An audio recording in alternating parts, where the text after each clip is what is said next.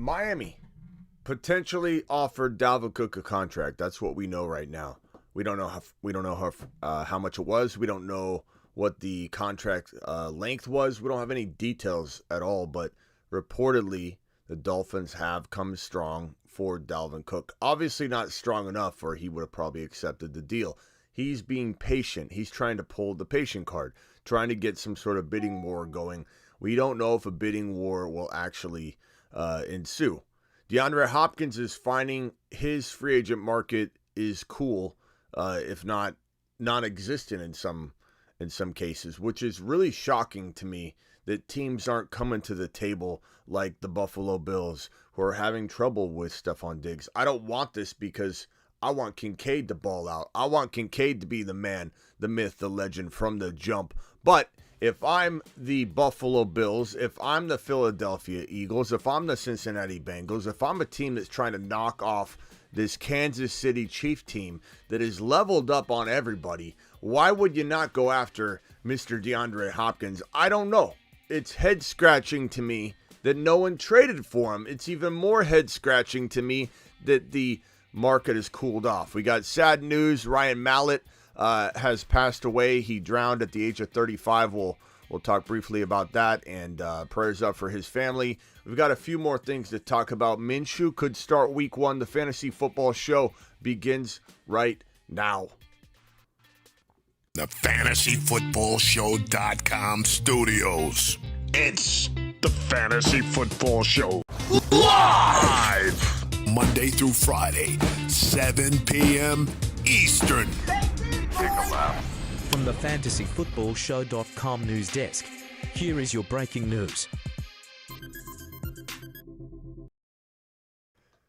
Appreciate everybody filing on in. Your boy Smitty is here to save the day, give you your fantasy football news and goodness. That's what we do. That is my job. That's what I've been born to do, and that's what I'm here to do. Super chats will be answered. Questions will be answered. Phone calls shall be taken.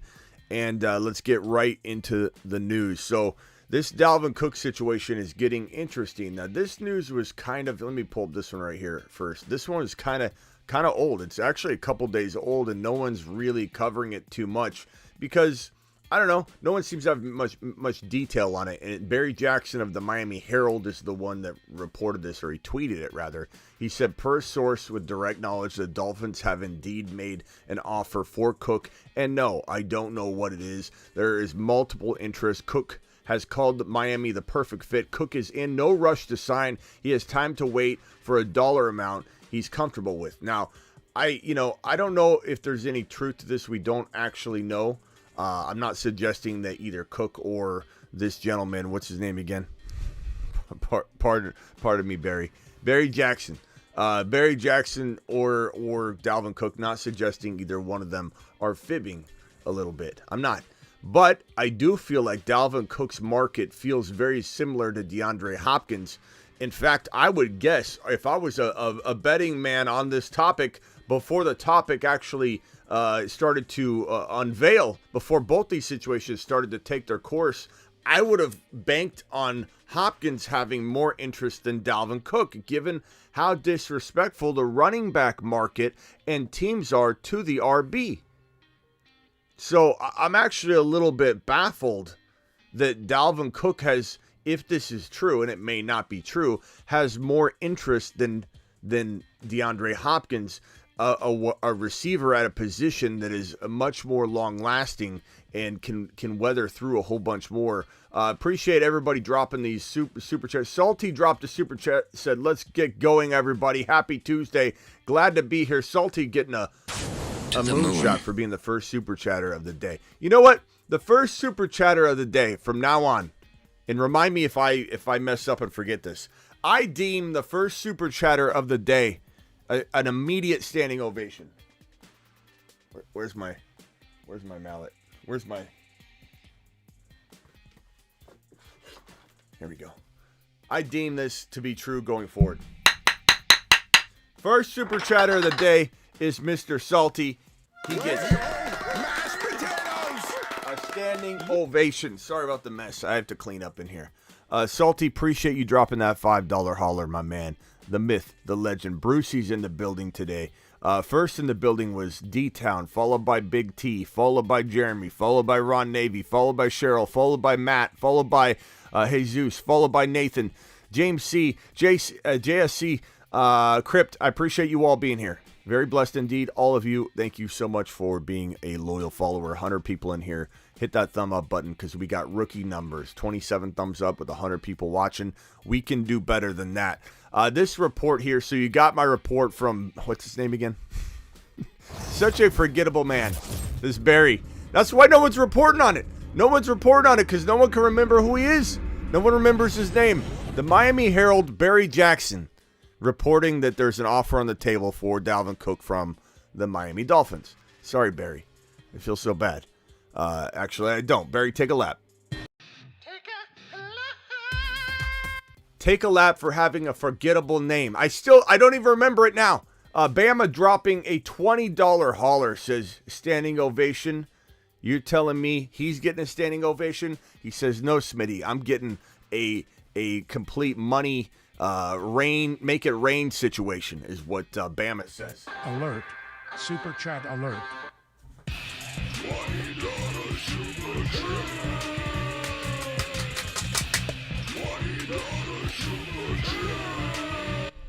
Bama, appreciate you. Bama says, Cook to Miami, if so, to the moon. We're hoping that this is true. I don't want Dalvin Cook going to New York to rain on the parade of Breece Hall. I don't want Cook in a situation where some other player gets hampered. Hit that thumb up button. We got 100 people in here. 40 thumbs up. That's better. But punch it. I don't want a situation to be hampered or weighed down by this man landing on said roster, New York Jets, on said roster, New England Patriots for Stevenson, as an example. On said roster, name 100 different situations. Well, really 30, roughly 30 possibilities. But I feel like this is a likely landing spot for Dalvin Cook, the Miami Dolphins. I truly believe this feels like the best fit, and his words, according to Barry Jackson, son of a bitch. Barry Jackson, according to Barry Jackson, Barry Jackson says in his tweet here that his own words, Dalvin Cook's own words, were perfect fit. Quote, perfect, unquote, fit. And that's how I would describe them without even remembering Barry Jackson's name. And yes, Barry Jackson, I got it. I got it. So I feel like this is the best fit. This is the best fit. Not just because it doesn't hamper some of our other fantasy football players, not because it's for selfish reasons. It really is the best fit. Dalvin Cook he turned 28. This is his 28-year-old season. Dalvin Cook enters 2023 at the age of 28, the same drop-off year that we talk about being very concerning for Austin Eckler. Not saying that either of these guys, Cook or Eckler, can't have a 14, 15, 16 game season, one more last hurrah. They certainly could. It's possible, but the odds of it go down tremendously every year you are above 27. So if you're 28, Derrick Henry did it. The odds of you having an absolute monster season, like top 5 to 10 running back season, go down dramatically. Absolutely a much lesser chance to an extreme degree. No one has an exact number or science. Every situation is completely different. But if you look at this right here and you say, okay, Eckler, 28 years old, wear and tear, workload, even if it's divided up between rushing and receiving, workload, overworked kind of workload, to the degree he's popping up as a top 5 fantasy option. Christian McCaffrey getting workload of the nature that makes him overwhelmed with workload to make him a top 5 fantasy football option. There's a big difference in getting workload at, let's say, McKinnon's level. He's 31? We're not expecting McKinnon to start 17 straight games and be an elite fantasy football running back, but he's playing a lot of wide receiver. He hasn't gotten workload that's been to the nature of an overwhelmed top 5 overall player. So there's reason to believe he could squeak out 8 games if McKinnon was leaned upon. Not saying that Cook or Eckler can't, but the odds of it, if I had to throw a very arbitrary total guesswork percentage, I would say the odds are in the, 30%, 40% of failure rate for both Eckler and Dalvin Cook. And you could say Dalvin Cook even more because of the shoulder, which reportedly the shoulder fairy showed up one of these previous nights and fixed his shoulder, he said. He went in and had surgery. He says, glad I got that out of the way. Glad I fixed that glad I fixed that bad boy. That's feeling great. That feels 100%. No, it doesn't. No, it doesn't. You're selling yourself as if you're a brand new product. As if you went back and they put a bionic shoulder in. His shoulder is so mangled, it looks like King Tut shoulder. If they were to pull him out of the casket and look at his shoulder, do a couple MRIs, you wouldn't be able to tell the difference between his shoulder and King Tut's shoulder. You just wouldn't. And this guy's trying to sell his shoulder as if it's brand new, as if you could go in and repair the things that have been done to his shoulder. His shoulder's mangled. So he has a lot of injury risk. He does. But bottom line is there is no better fit. I don't know how I got off on that tangent. There is no better fit than this man going to the Miami Dolphins where he doesn't hamper anything. But that's not the reason. That's just gravy. That's a bonus for us. But this is a perfect fit for a guy that can transition in and out of the starting lineup. Maybe he's not really the full-time guy in the beginning. Maybe there's a rotation of the backs to keep him fresh. He pops off a couple big plays. He scores like 8 to 10 touchdowns in 2023. He's very serviceable. He doesn't have 12 or 1,400 yards on the ground, but he has like a 1,000-yard season. You know, he has like a 900 and 400 or 300 season if he stayed healthy or something like that. And a boatload of touchdowns, like 10 touchdowns. This is the kind of running back that you start as your flex option. An Alexander Madison of sorts, the 5th to 6th round territory type running back. He's not going in round 3. You know, we had Scuba Steve call in here. No offense, Scuba. We appreciate Scuba. We love what Scuba brings to the table. A reality, a harsh reality of what the average person thinks in these situations, and Scuba brings it hardcore every time. Sometimes Scuba's on the money, sometimes Scuba's not, and he accepts that about himself. He's still learning. He's a young man. But Scuba came in here the other day and said, hey, Smitty, if Dalvin Cook, I love you, Scuba. I hope you know that. If Dalvin Cook gets signed by the Miami Dolphins, Smitty, and he's there, where in the first round are you taking him? In the first round, am I taking Dalvin Cook in Miami? Are you out of your mind?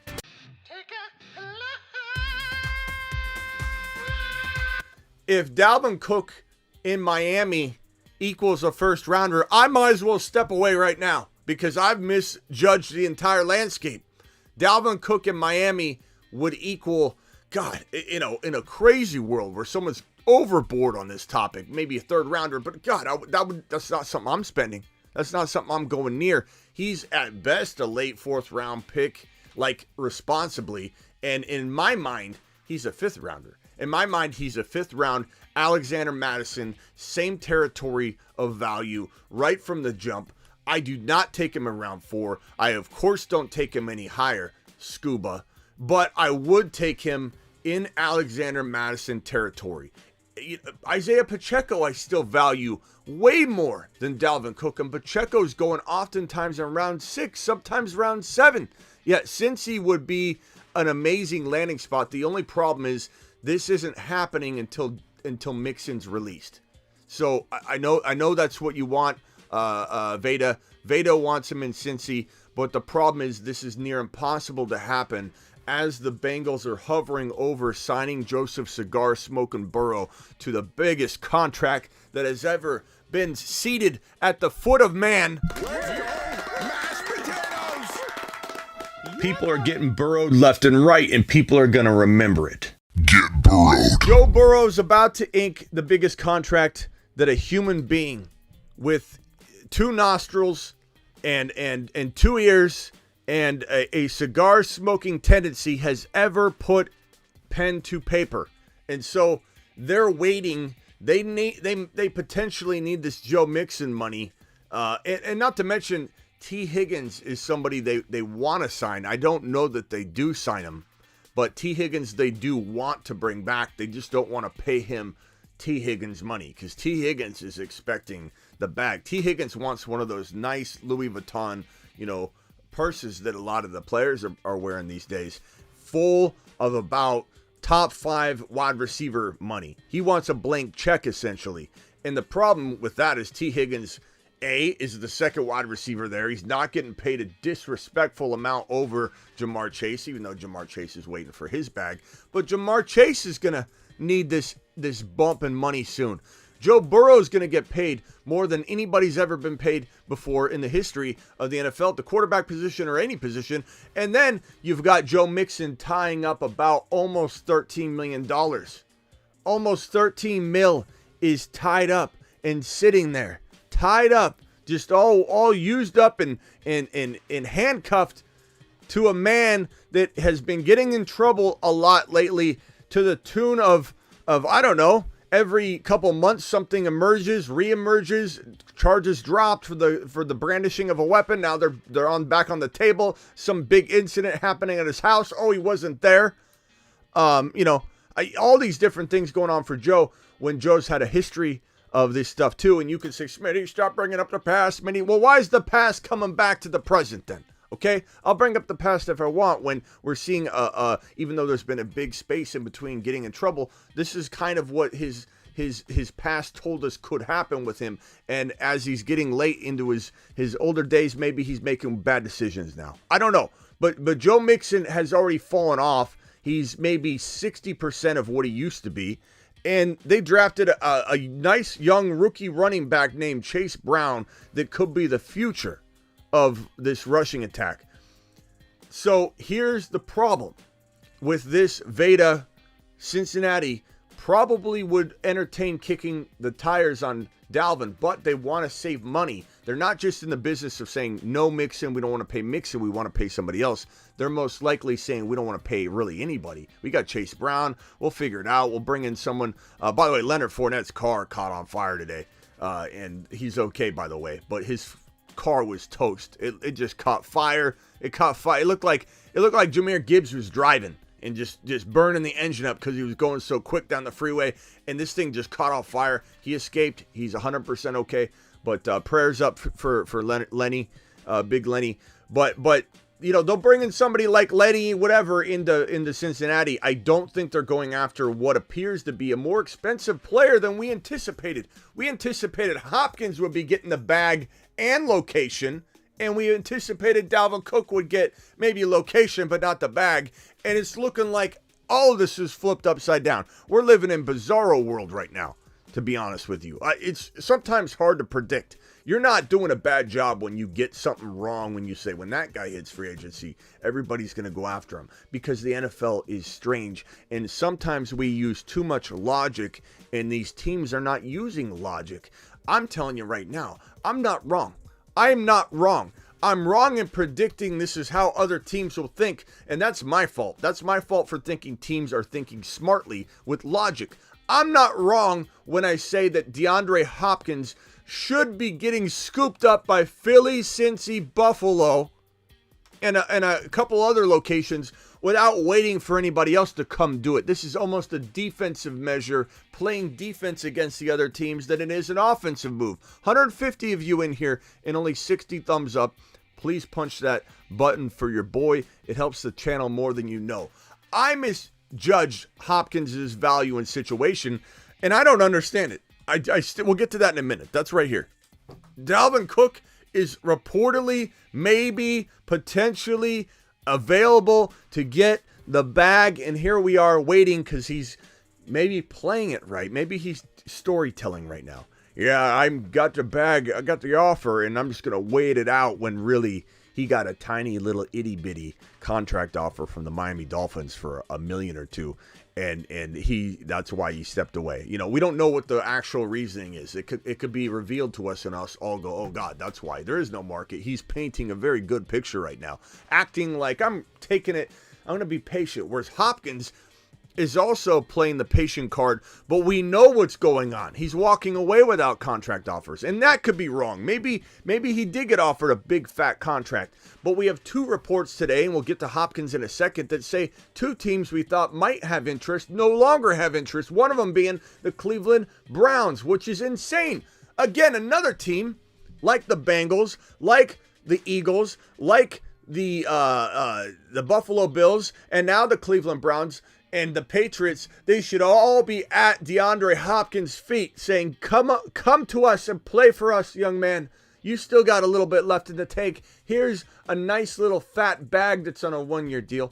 But we're going to give you the fat bag on a 1-year deal in order to come and help us. Not New England. They think they can win. They can't. They've got too tough a division to even get a wild card spot. They're not going to even get a wild card spot. There will be no leftover wild card spot for the New England Patriots. I hate to break it to you, Patriot fans. You've got potential here, but guess what? You keep stepping in your own way.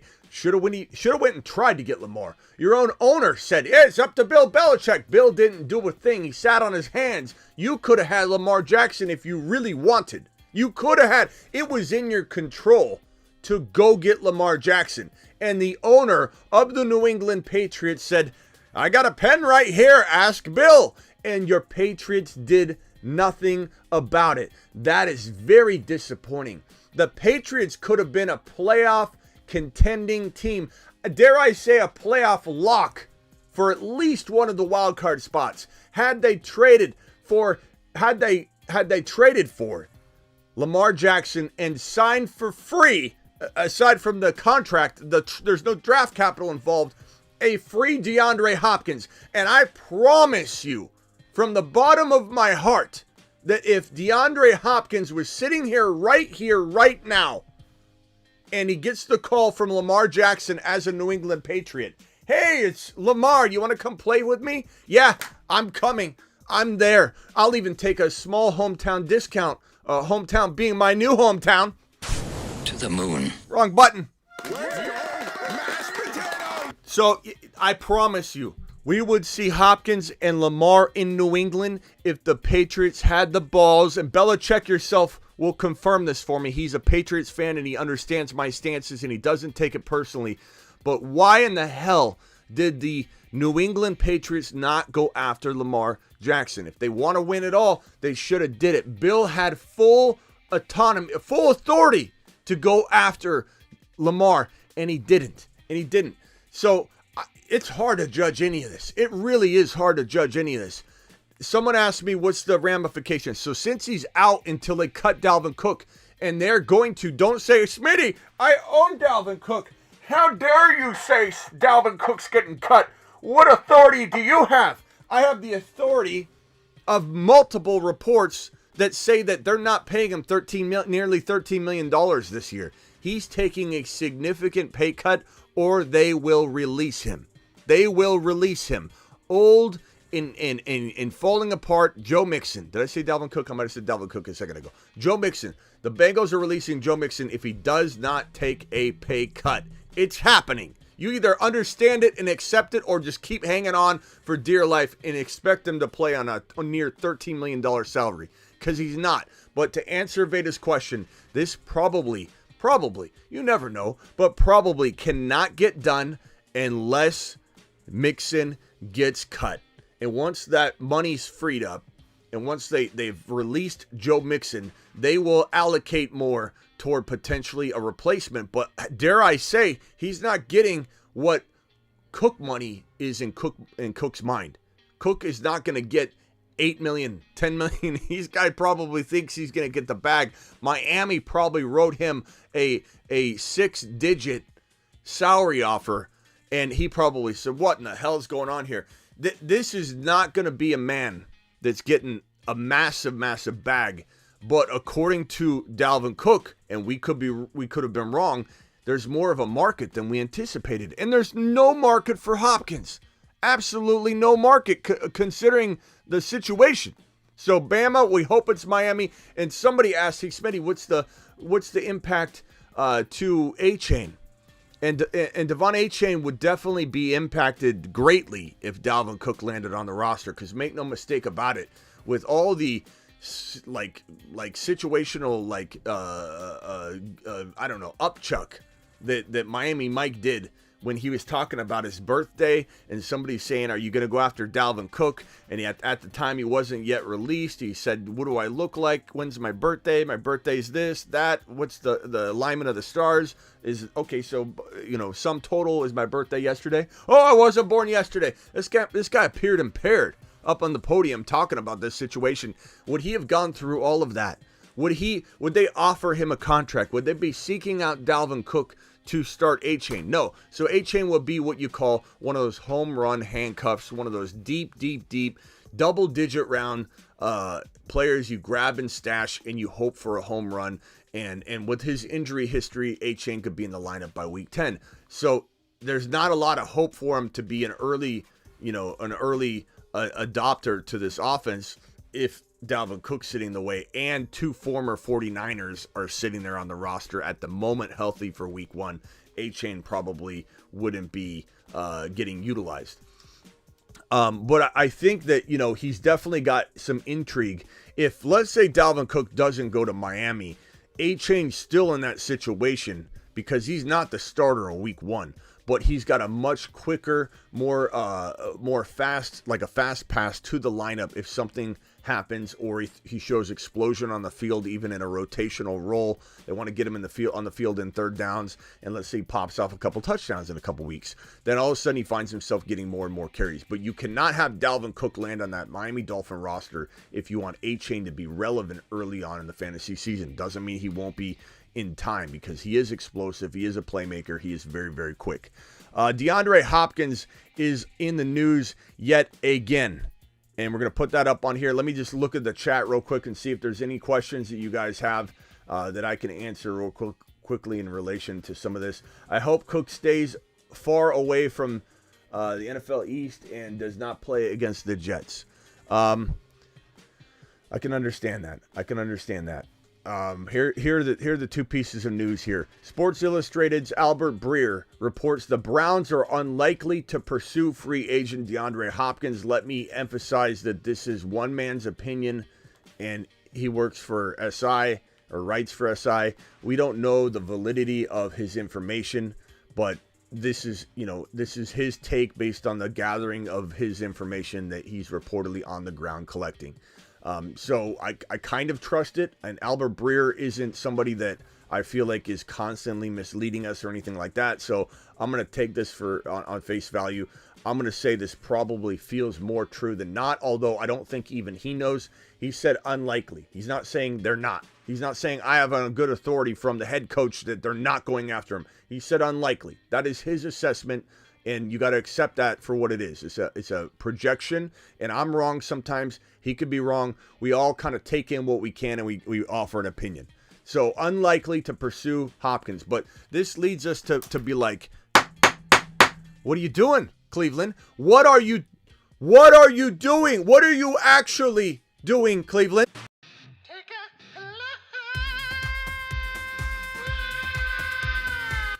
Can someone in here please give me a logical reason why, as a Cleveland Brown decision maker, you wouldn't bring in a man that can't even get a proper salary? He's clearly undervalued. He clearly wants to be loved and offered a contract. He's probably vulnerable right now to even any sort of deal. Can someone give me a legitimate argument why the Cleveland Browns, besides stupidity and a history of bad contract offers and bad trade decisions, a la, Deshaun Watson, worst contract in the history of the NFL, worst trade in the history of the NFL, and you can be a Browns fan all you want. The fact that you can't admit that that's probably the biggest overpay in the history, contract and trade in the NFL, you're blinded, and I appreciate you. But this right here, somebody give me a logical reason, not a joking reason because they're the Browns are the Browns. I get all that. But someone tell me why Hopkins going to the Browns doesn't make all the sense in the world for the Cleveland Browns. Somebody give me a logical argument. This is evidence as to why the Browns are the Browns. If this is true, maybe this is not true. But why on earth would you not go after a guy that can help get your quarterback who came back from the dead, totally not playing the football he was used to playing, totally out of his realm, totally out of his lane. Yeah, he had some momentum at the end of the season, but tell me why you wouldn't want to put this man, Deshaun Watson, who your entire franchise is on the line right now, that this trade works out and he ends up being a top 5 quarterback again. And then you can say, yeah, you see, it's not so bad after all you haters out there. That is the number one objective of the Cleveland Browns with this Deshaun Watson situation. Somebody tell me. Here's Artificial Football, and he says he's a Browns fan. Let's see what he says.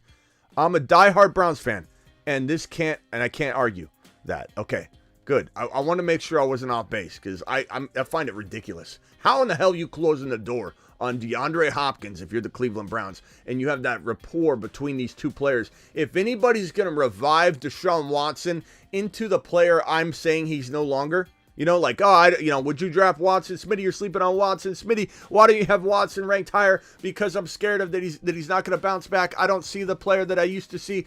All those fears that I have about Deshaun Watson, this guy gives all of the people that think I'm wrong hope. Because I would even admit, Hopkins going to Cleveland, I'm rethinking a little bit my Deshaun Watson doubt. I truly am, and I've made that known. That's not a secret. If Hopkins lands in Cleveland, I rethink my Deshaun Watson stance because he's got a familiar receiver, and I don't understand. I don't understand this at all. I don't even understand how the Cleveland Browns aren't racing to make sure there's no other bids. Let's just get him on the books, overpay him for 1 year, whatever we got to do. I don't get it at all. It doesn't even compute for me. This makes more sense for a team that's, in rebuild mode. But The Athletic, Joe Person, reports the Panthers have more pressing needs than pursuing DeAndre Hopkins. I can at least understand this because the Panthers don't have hopes and dreams of making the playoffs this year. They're going to certainly try. But they're trying to develop their young quarterback. They're trying to make sure he doesn't get broken. They'd rather protect him, which, Hopkins would protect him, to be honest. Stretching the field, double teams, commanding all kinds of defensive attention would actually spread things out and make things more simple for him. Give him a big body to throw the football to. Jump ball contested monster right here. A master class of jump ball and taking a defense's attention in a direction that is going to benefit the quarterback and not getting sacked and hit. And so I don't understand this at all, from that perspective. I do get why if you only have so many resources and you're going after offensive line situations, you're trying to sign, the remaining rookies, whatever. I get they may not have a pressing need for Hopkins more than other things, but this I don't understand. This is craziness to me. So DeAndre Hopkins, the market is cooled to the point where the Cleveland Browns are reportedly not 100% certain, not hearing from the head coach, things of that nature. But we're talking about a strong likelihood that Hopkins is not going to Cleveland, which is just madness to me. Just madness. These teams not racing to block these other teams alone is crazy to me. This right here, Treylon Burks. A lot of you like Treylon Burks an awful lot. I'm not against Treylon Burks. I just don't see the value some of you see in a very, very bad situation where I don't see an elite quarterback on this roster at all. I don't believe in Levis. I don't believe in the quarterback situation from top to bottom. And therefore, I can't bank on Burks at value that seems to be climbing and climbing and climbing. And before you know it, he's not in a territory where he can even get you your value back. If he was very, very, very, very late, I would be on board, but he's not. He's climbing. And I'm more of a, I'm not predicting bust. I did like him a lot coming out of college, admittedly, but he's disappointed. There's been like the asthma and just not being able to stay on the field, and he hasn't really developed the way he should have. And now he's got a very bad situation where he won't sniff the end zone. He won't sniff the end zone. Nowhere near, most average wide receivers in his role, potentially the number one wide receiver. He's going to have to develop in a bunch of other different ways with a potential collapsing offensive line situation, a running back that's going to kind of fall off, and maybe not right away. Maybe Henry does try to grit it out and carry this team on his back and get hurt doing so, and that could happen. But I don't believe in the quarterback situation. So mixing in my doubt for him to begin with the quarterback situation, with the lack of red zone opportunities, I don't love his value. It's not that I think he can't be somewhat, impressive or climb up, but for some reason he's got a big group of people in his corner, and I respect it, but I just can't be involved. Not until I see it with my own eyes, not in this Tennessee Titans situation. This could be one of the bottom 5 teams in the National Football League offensively, and I just don't really want a part of it at the cost of entry, and the cost of entry is not cheap. Gardner Minshew, this is something that I almost went live on all by itself, and I still might. Gardner Minshew, the Indianapolis Star believes that Gardner Minshew has a shot to start week 1. Now, this is very, very, very, very good information. This is very, very good because there has been an increasing hike in ADP value on Anthony Richardson.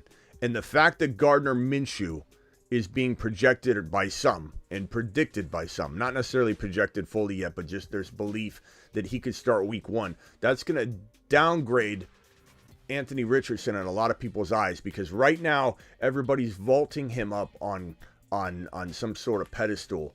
And whenever you take away the pedestal even a little bit, sometimes it deflates people to being all the way out. Like, you know what I'm saying? Like, think of Jalen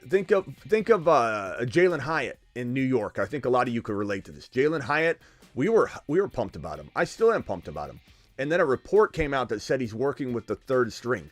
How many of you out there, be honest, let that deflate your entire balloon when it comes to Jalen Hyatt? Now you're not even looking at him. You're not even like hopeful that he overcomes that.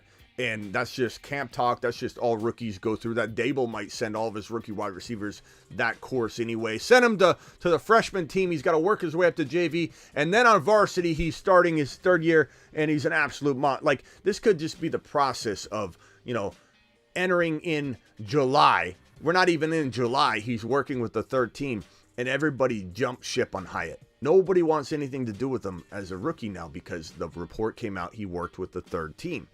So I believe the deflating of the balloon might happen in some cases, not all, because people are very much all in on Anthony Richardson right now. It'll be hard to undo some of that belief. But I do believe that if there's more talk about this, and even if it happens, you will see Anthony Richardson fall back into a very, very normal looking territory. Right now, he's climbing into like the 8th or 9th quarterback drafted. A lot of people, most people, are drafting Anthony Richardson ahead of their starting quarterback. Like, they're drafting him. Maybe he doesn't start week 1, but we all think he will. But now you're hearing that he really actually might not, and you're like, crap. But people are drafting him as the 8th or 9th drafted quarterback, and then taking an Aaron Rodgers, taking a Jordan Love, taking a Danny Dimes to potentially start in week 1. And then when the transition happens of greatness, they're hoping they can throw Anthony Richardson in.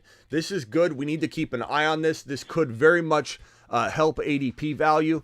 And drop Anthony Richardson into a territory that makes a lot more sense. Not that it doesn't. And he's potentially going to maybe crack a certain list very soon, Anthony Richardson. So hang tight on that one. And then, of course, this final piece of news, and I got Brucey on the phone making all sorts of noise over there. Bruce, I don't know, Bruce, if you're blowing your nose. I appreciate you. Don't apologize. You are who you are. I'll get to you in 1 second. But Ryan Mallett passed away at the age of 35. He drowned This is very, very sad news. He was 35 years old, New England Patriot, former quarterback. So prayers up for the Mallett family. This was awful to hear. Leonard Fournette had a car fire on the freeway. His car was completely just toast. It looked like just completely burnt. Every single piece of it was just on fire and completely burnt. And Fournette walked away 100% okay. So that's good. Ryan Mallett unfortunately passed. So some situations happening today that were very, very unexpected. So prayers up for the Ryan Mallett family. Bruce, you're live on the Fantasy Football Show, pal.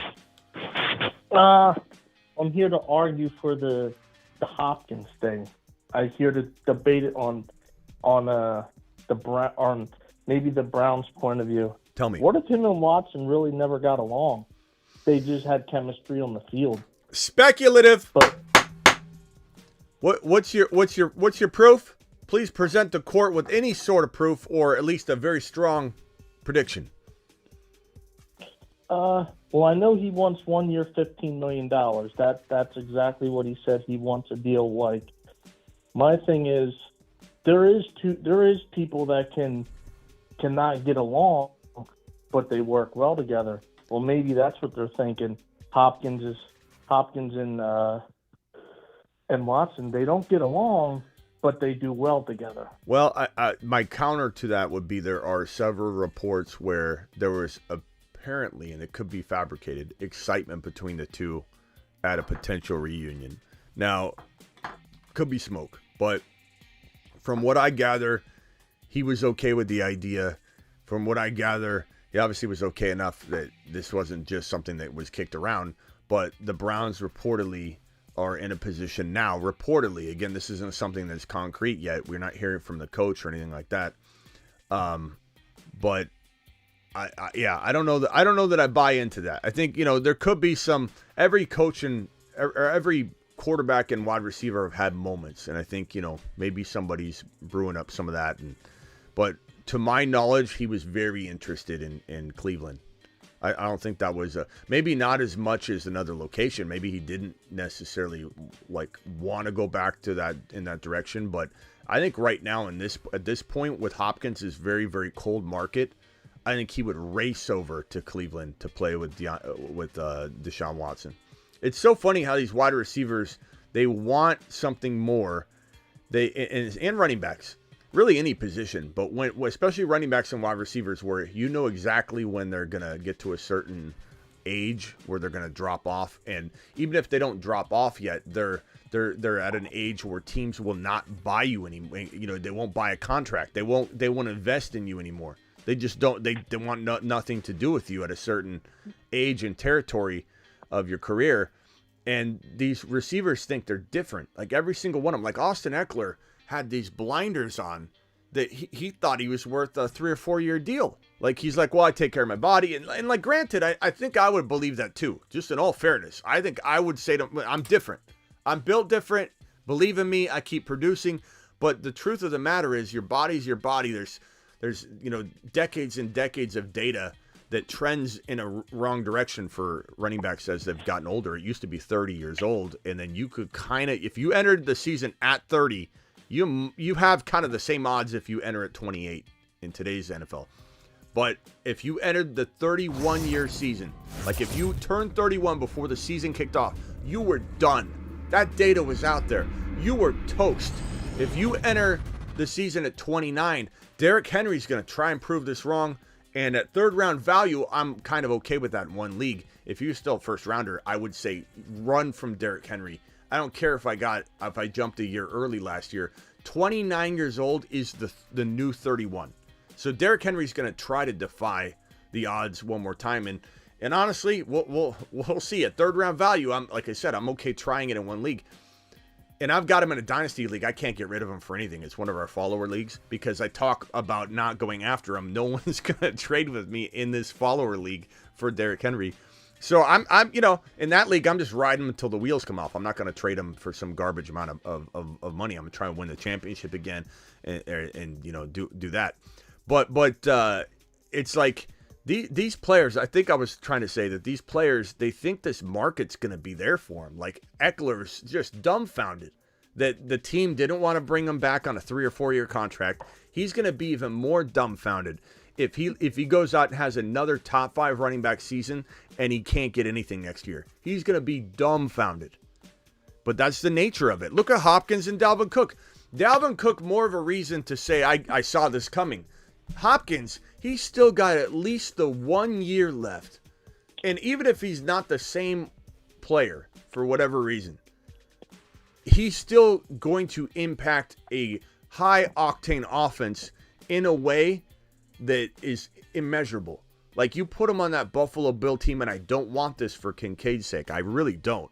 But if I was the coach or the decision maker in Buffalo, I would grab Hopkins up so quick, if not just to prevent, like I said, KC from doing it, the Eagles from doing it, the Bengals from doing it. That would be one of my objectives. But the fact, even if he just caught 850 yards and had a drop-off of some kind, he could get you 10 touchdowns with Josh Allen. He could get you 10 touchdowns with Joe Burrow. He could get you 10 touchdowns with Jalen Hurts. Like, this is DeAndre Hopkins, who is a jump ball specialist, who has lived in the darkness, molded by it, by double teams his entire, life.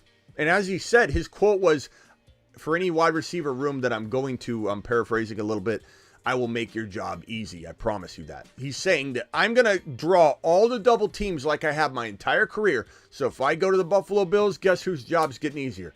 Diggs, Kincaid. He's trying to tell him that. Now, we don't want target share to be, vacuumed into DeAndre Hopkins. And so that's why I don't want him in Buffalo. But I don't know. Like, part of me thinks the best landing spot of those crowded situations is probably going to be, I don't want to say KC because I'm very excited about Kadarius Toney, but that would be the least impacting landing spot because Toney's costing you a 6th or a 7th or 8th rounder sometimes, but a late 6th to a 7.5 round pick. And there's already concern enough about Toney, and that would make Toney a steal, even more, and you could then really invest in Toney.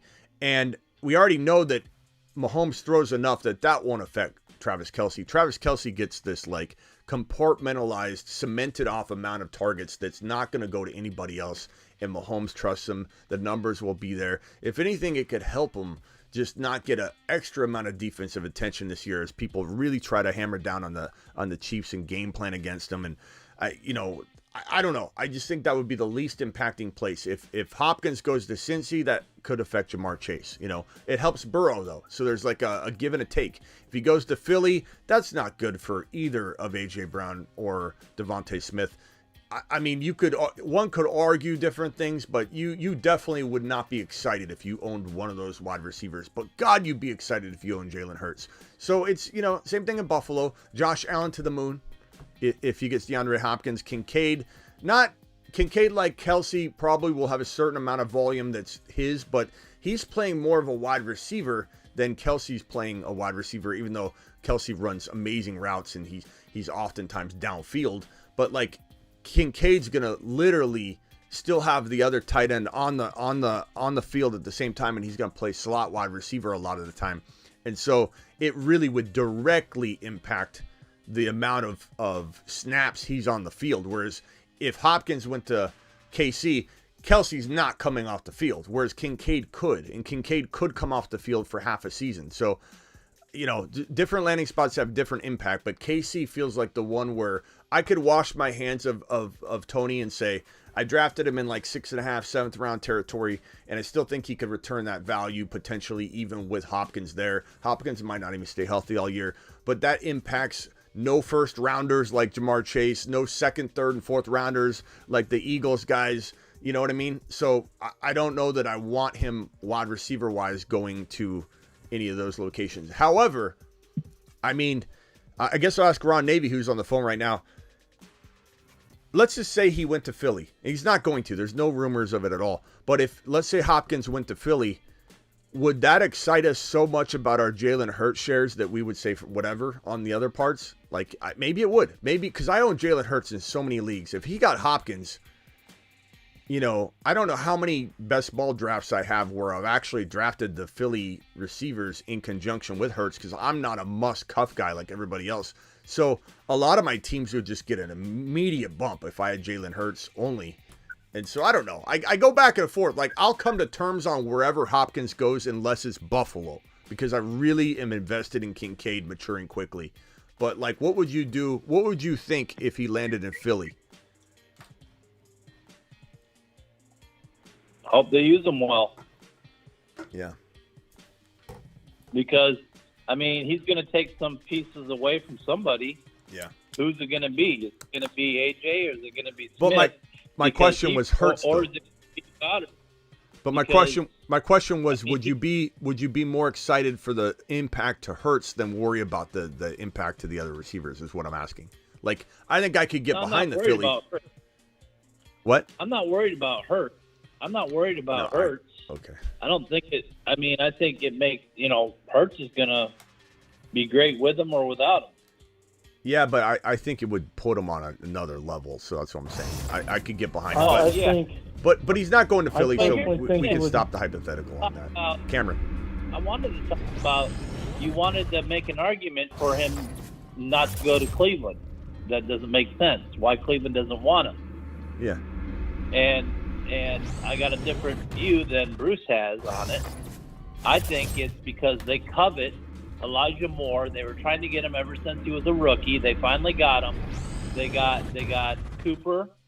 And they really don't have no room for him, and they wanna look at Elijah Moore is 23 years old.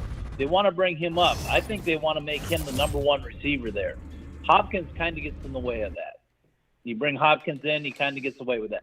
They were trying to get Elijah Moore, and they finally got him, and that's their guy that they wanted to get really bad. So them being off of Hopkins kind of makes sense for them as an organization. To me, makes sense why they're off of them as an organization. I mean, it's a strong argument. I still think if I was this decision maker, I would be bringing him in without a millisecond of hesitation. But like I can understand. I just wanted to hear somebody give a sound argument. I think that one's okay. I still think you could develop Elijah Moore, and I think like if it was me, I would just say, hey, I'm going to have 3 amazing weapons, and I'm not worried about if Elijah Moore is that good. He's going to be electric in the slot, or he's going to be electric as the third option. Maybe he takes over and is the number 2. And Amari Cooper hasn't been, he's been good in Cleveland, and so I think he should get some credit. And I agree, I'm a little harsh on Amari Cooper. Well, he's another old guy. But he dropped. So you're bringing an old but the to familiarity, match up with another old guy. But the rapport between them is unmatched, though. Like if you're, my whole thing is, and I agree, I think you did a good job, Ron. I'm not saying you didn't do a good job.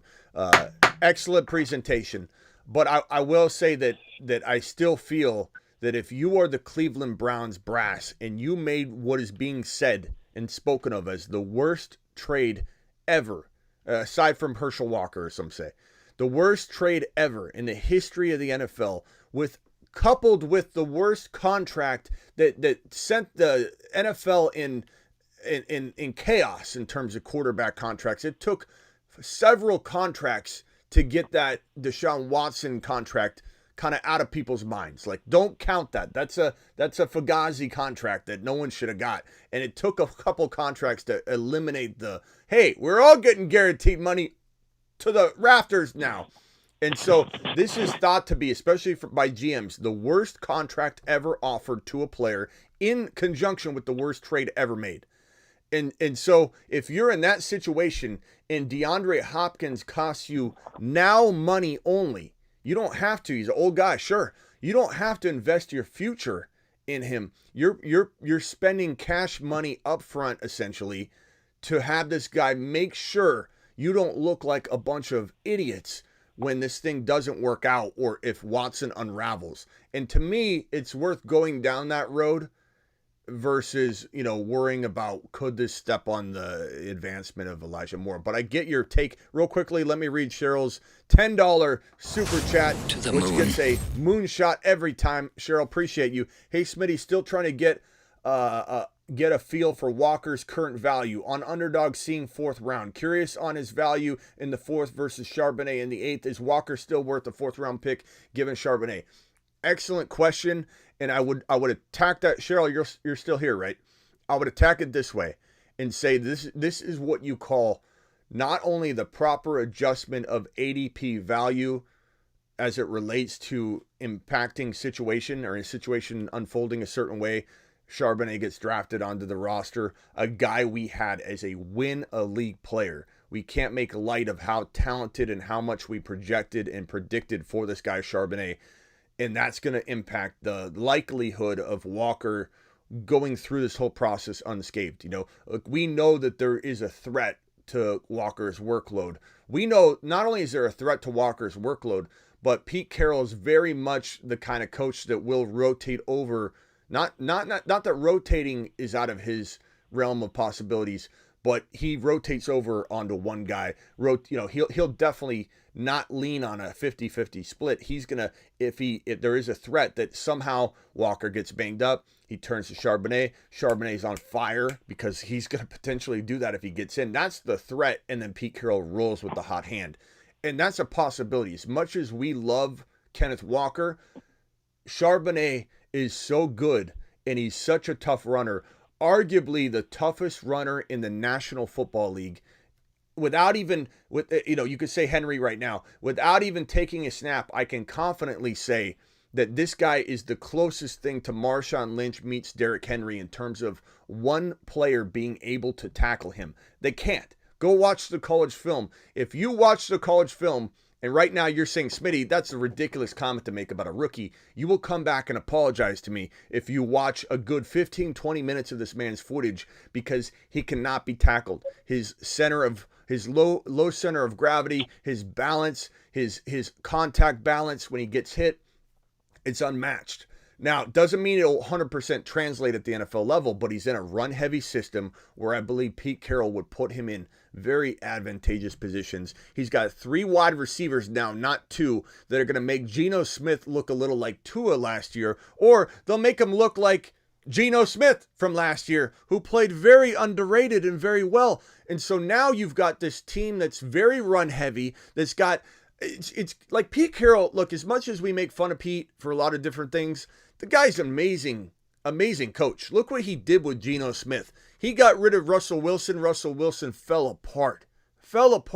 And we wonder now if Russell Wilson was ever Russell Wilson at all. Maybe he was Russell Wilson with a bunch of Band-Aids and bandages on him that was disguised as a great quarterback because Pete Carroll's that good of a coach. What does Pete Carroll do in a run-heavy system after improving the offensive line, bringing in 2 amazing running backs, which pisses us off from fantasy, but it guarantees them one of the best running attacks in football in 2023, regardless of what happened with conversion rates with Walker, which are very unfair when we talk about Walker not converting and being inefficient. If you watch football and use your eyes, Walker was corralled behind the line of scrimmage before he was even really securing the football. And a lot of these plays that are counted against him where people say he was inefficient. Any running back that got the football in those situations would have went right down. Walker amazingly escaped some of those and broke off just head-scratchingly amazing runs that make him such a hot commodity walking into the NFL draft when we didn't know Charbonnet would be landing there. So full circle back, this is a long-winded answer, Cheryl, but I want to make sure you understand where I'm coming from.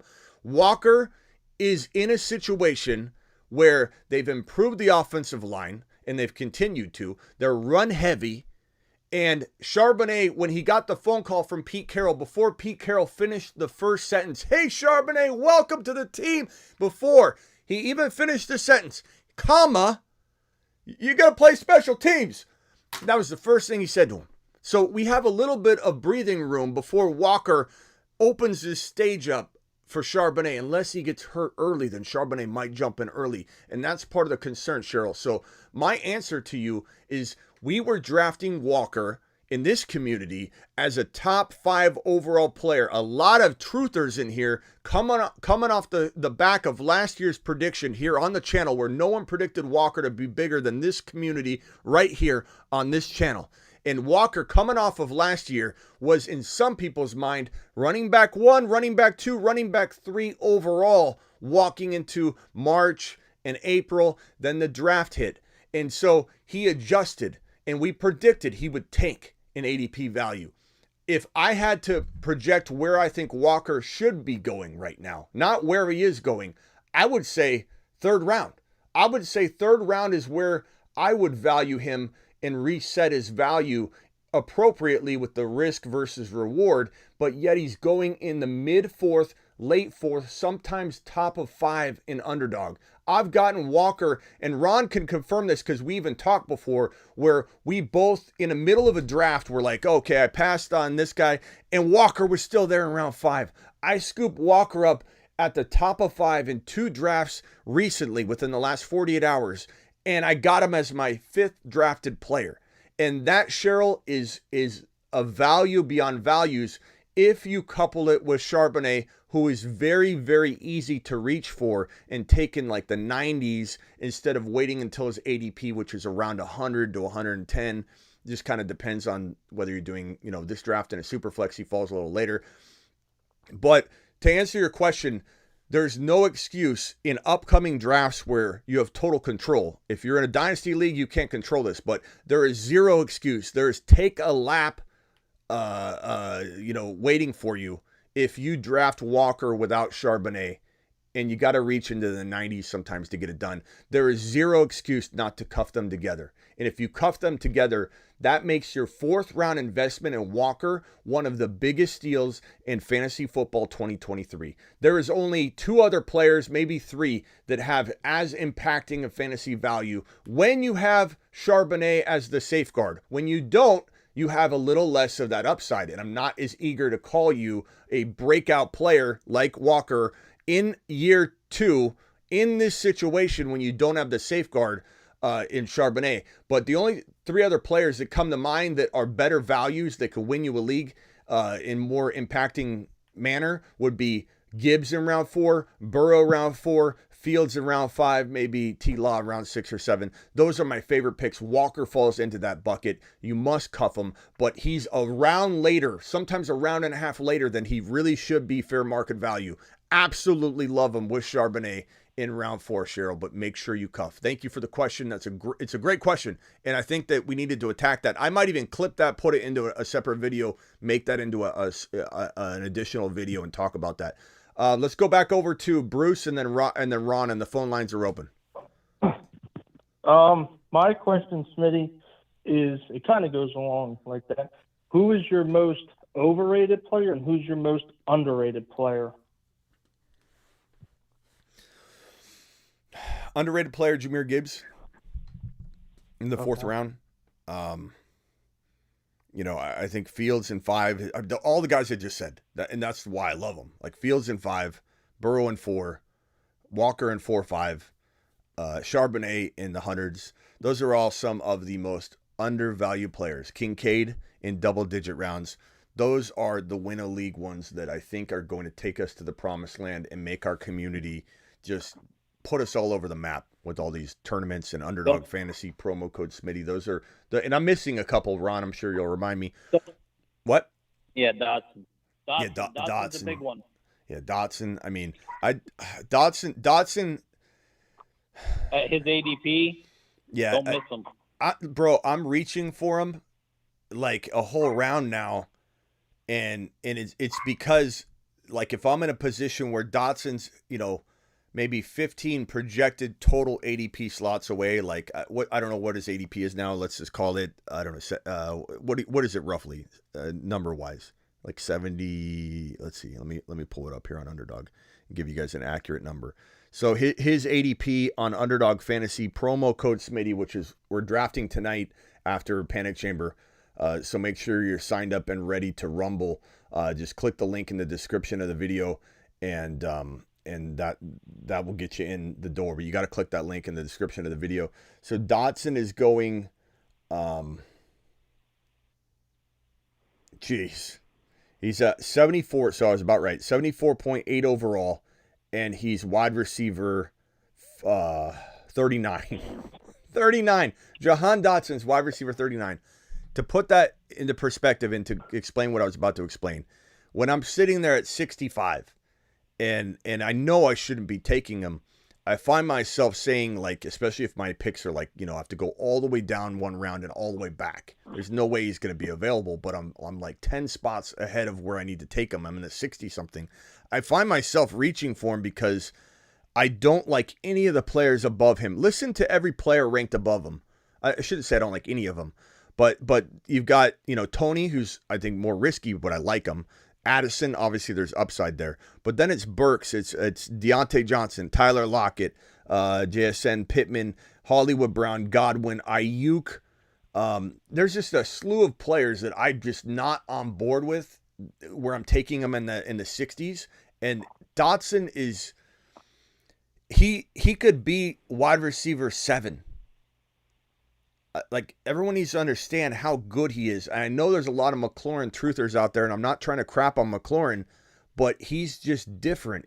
McLaurin is DJ Moore, capable of being a top 12 wide receiver, top 11 to 15.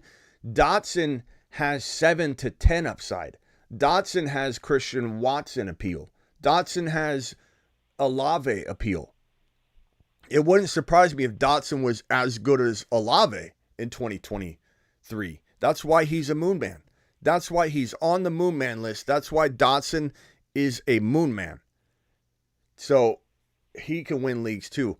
But overrated players, Bruce, to answer your question, I would say, looking at wide receiver rankings, Devontae Adams at 13.5 overall, I'm not going near it. He has no legit quarterback option throwing him the football.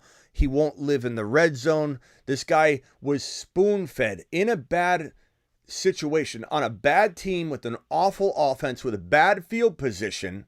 He had the perfect recipe and formula to get downfield. Derek Carr, go downfield. He's over there somewhere. Screw it. I'm going to throw it to Devontae Adams. Adams got fed to the tune of 100-plus receptions, 1,300-something yards, 14 touchdowns in a position where they weren't near the red zone.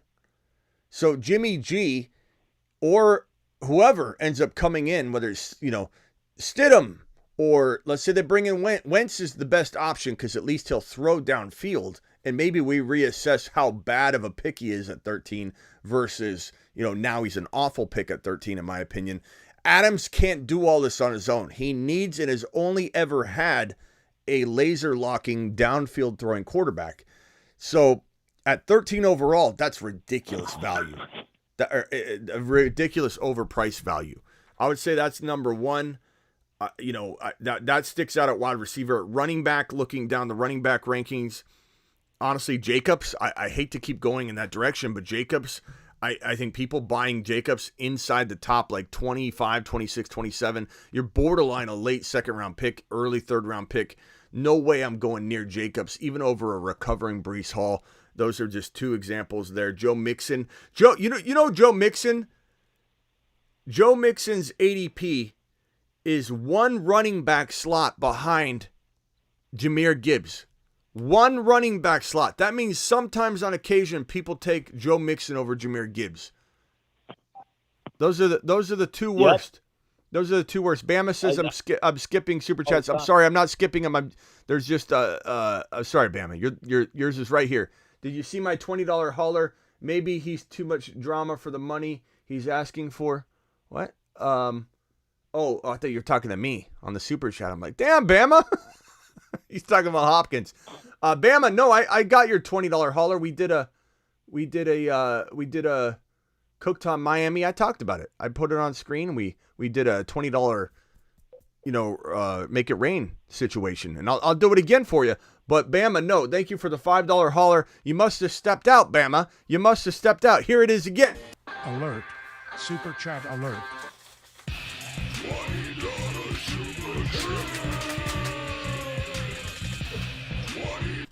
That was a replay of it. Appreciate you, Bama. Bama says Cooked to Miami. I did. I hit that, and we talked about that. You kicked off a big conversation, Bama.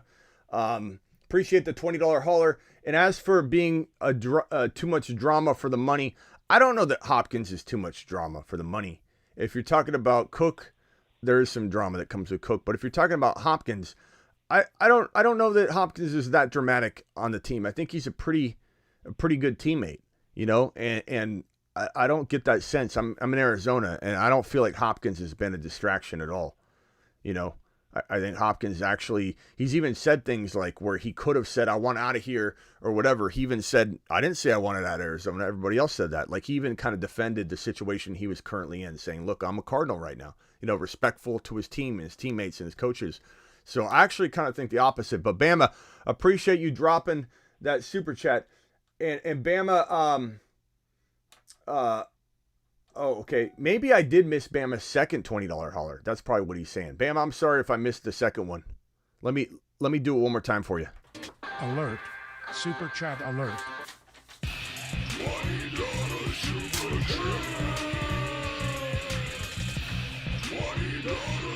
That might have been what I did. I'm sorry, Bama, if I missed that second one. You did them back to back. They caught me off guard. Bama with another super chat says, I sent 2 of them. Okay. Thank you for clarifying. Bama, you're the man. Bama, the man, the myth, the legend. Here's a moonshot as well.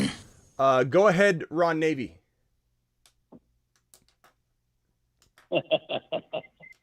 I knew you got the one. I didn't see the second one. Yeah, I didn't either. I think they came in at the same time, so that's my fault, Bama. Bama sent another. I didn't step out. Okay, my fault, Bama. I thought you were talking about the first one. Yeah.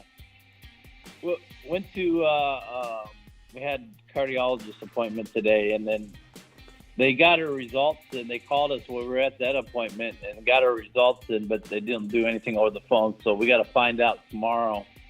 Got to go in tomorrow and find out. All right, well, keep us posted tomorrow, Ron Navy. Prayers up. Prayers up for Miss Ron Navy.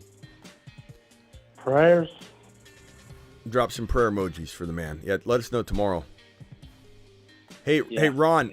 Yeah. Thank you again, Bama. My apologies. What do you think of Dalvin Cook in this Miami Dolphin offer that reportedly came from Barry Allen? No, that's the Barry Allen's from Flash. I keep forgetting this poor guy's name. Where's his name? Is this it? Barry Jackson? Barry Jackson. What do you think about this report of Barry Jackson from Sports Illustrated? No, from the Miami Herald. God, this poor guy Barry is getting no respect from me. I'm not meaning to. He's a very forgetful man. Dalvin Cook receiving multiple offers, but then him saying in a retweet, that he has a contract offer from the Dolphins, and he calls the Dolphins, Cook does, a perfect fit. Do you think he ends up in Miami, or do you anticipate him being somewhere else?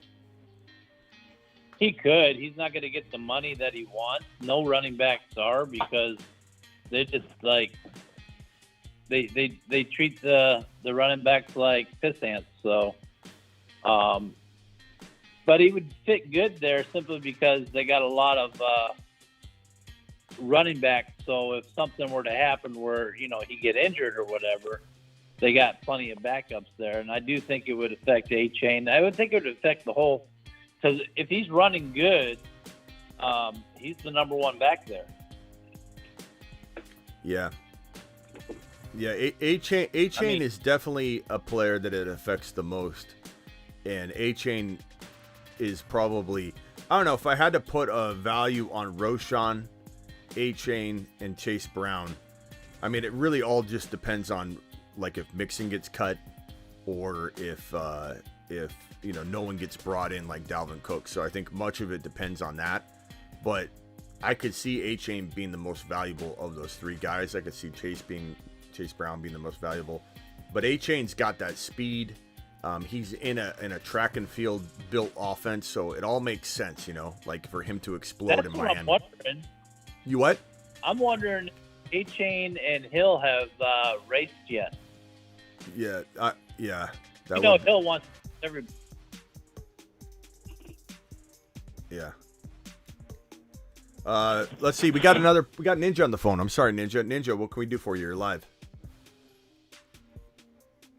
Hey, what's up, Smitty? Appreciate you having me on as always, man. And always good conversations. Always keep an eye on the prize. I appreciate it.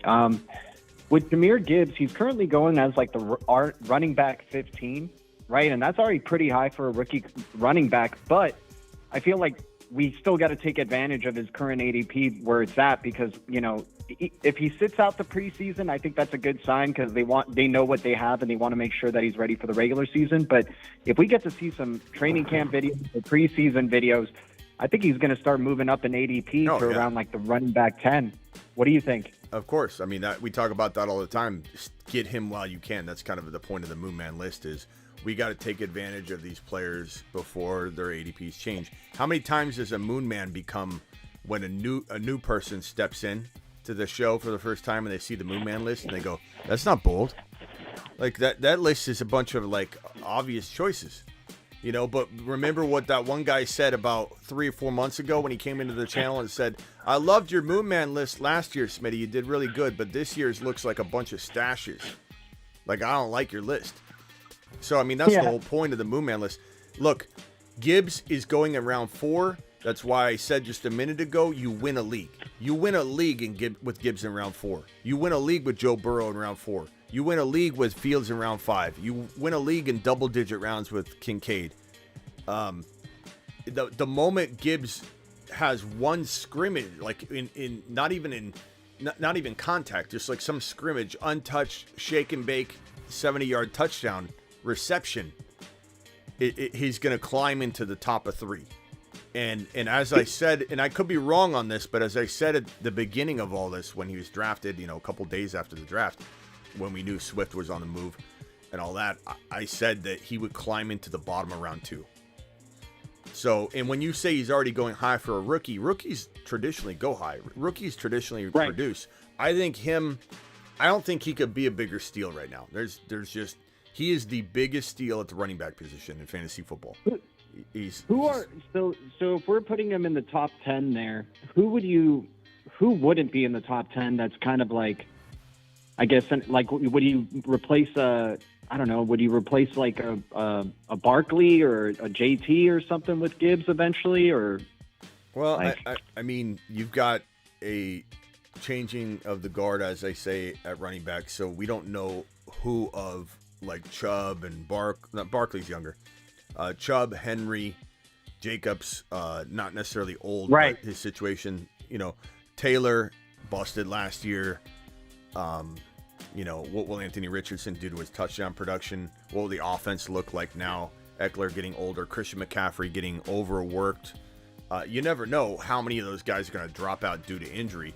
I don't know if you remember last year and specifically the year before that, I went through the top, I think it was actually last year, went through the top 25 or top 30 overall, like in week 7 or 6 or something. And it was like a 70% bust or extremely disappointed in every single one of the players. It was crazy. Right. We reviewed it. It was like 70% of the top 30 by like near mid-season was disappointing. And so like, some of that was what? Some of that was injury, like Breece Hall and Devontae, and some of that was injury too. But my point being that, like, how could Gibbs climb? I mean, look at just what happens every year at every position. I don't think he's in the top 10. You don't think he what? I don't think Gibbs ADP climbs into the top 10. I don't think there's a chance of it happening. For running backs? How about in PPR? Yeah. Well, no, I mean, for ADP, for draft purposes, I don't think he might be top 10 overall. No one's saying back, I'm saying second round, Ron. I misunderstood. Yeah. I'm saying that he climbs into the top 10 RBs. Round ADP. No, top 10 RBs who drops out of the RBs. My bad. And Gibbs right now is running back number 14. So he only has 4 spots to climb into the top 10. But he's certainly going to flirt with, like, you see where Ramondre Stevenson's going at 26.8. That's easily where Gibbs is going to climb if he rips off. I agree with that. I totally agree with that.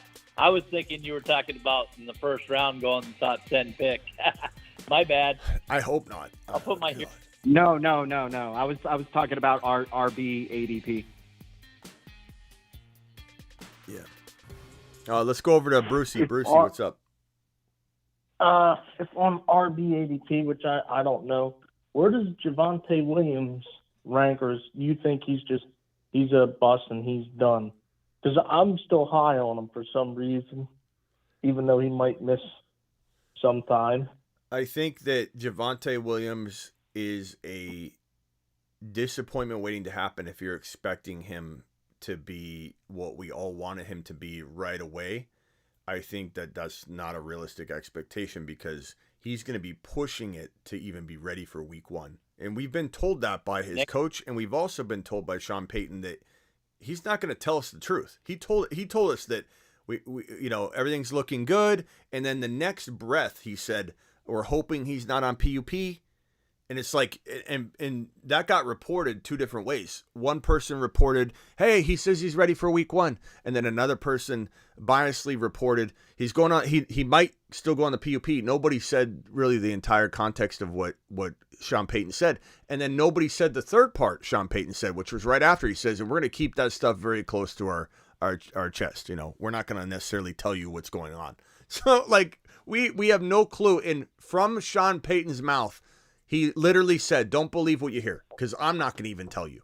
So I honestly, if they came out tomorrow in Denver and said, or some beat reporter said that he's not feeling good about Javonte, I would take it as mere speculation. I would not take it as any sort of known information, because Sean Payton himself told us, you will not be given information from me. You will not be given information from me. I'm going to keep it close to my chest, so to my vest. So I'd fade him this year and hope for a strong comeback next year. I think that what you want to do with Javonte is plan for him, and 7th round value will be fine. You want to plan for him to have a reemergence in the second half of the season, much like JK kind of turned it on at the end of the year, but you're hoping to get a little more out of Javonte.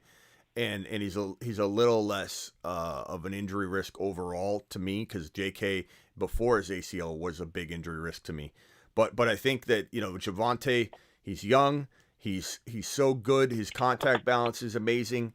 I firmly believe that if he has no hiccups and he has no competition like Dalvin Cook coming in or something, that you're looking at a guy that by mid-season could be on the track that we all hoped he would be on. And it's very important to remember that running backs that tear their ACL, think of Barkley. I remember when I was building the studio, you guys remember, I kind of missed the days where I had the white wall background when I was in between studios. I had my studio for years, and then when I was transitioning and building this, I tore down my old studio and I awaited this studio being built.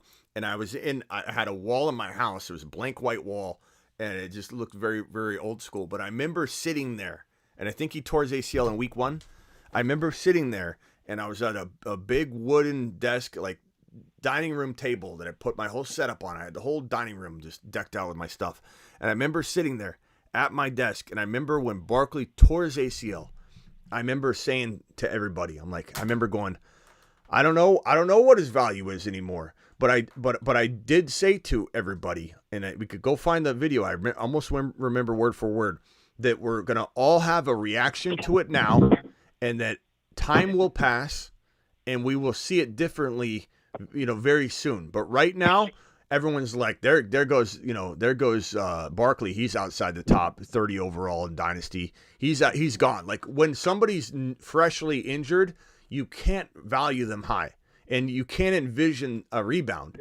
But look at Barkley right now. Look how every single one of us now believes that Barkley is a top 5 running back. Like Barkley is a top 5 running back. Some of us have questions about his holdout. Some of us have questions about the offense. Some of us have questions about Danny Dimes. But none of us, I believe, unless you just don't know what you're doing, looks at Barkley and doesn't feel like he's got the makings, if everything goes well with his situation and contract, and he doesn't, hold out for a very long time, that he is a top 5 running back specimen. And he tore his ACL. And he's back in your good graces. So all I caution you to do is look at that and try and mirror that process and say to yourself, that rookie year, we said stay away from him. I said stay away from him. Don't draft Barkley. He's a waste of a pick. But guess where he was going, though? He was going number 5 overall. number 4 overall, in some cases 2 or 3, in some cases 10. Where's Javonte going? In the 7th round. So there's a big, big difference between buying into maybe a second half resurgence out of him, which I would have totally bought into if Barkley had fallen to the 7th round. I would have said, grab him just in case he does resurge, and if he doesn't, no big deal. So I'm 100% on board getting Javonte, who has first-round running back capability still. We cannot forget him. We cannot just brush him off like he can't become a first-round running back again. He really can. We have to remember that process of Barkley and how it was like a big letdown. He was not a top 30 overall dynasty player anymore. Everybody got so mad that day after. And I remember sitting at that table with the white background behind me, looking at my computer and saying to you all, just be patient. Eventually we will come back around to value him again. Don't overblow this situation and envision him never returning to form. ACLs, you can return to form. Who's on the phone? Don't forget, on bad trades, don't forget about Ricky Williams. Well, yeah. Hey, rock out. You're live.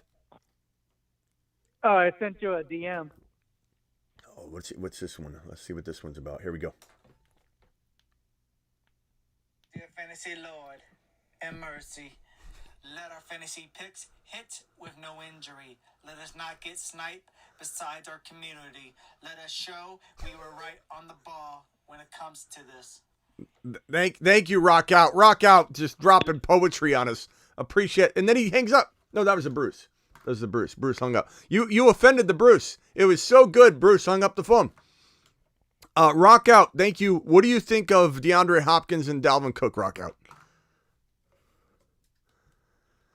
I think Hawkins can thrive depending where he goes, and Dalvin Cook would be a good situation in Miami.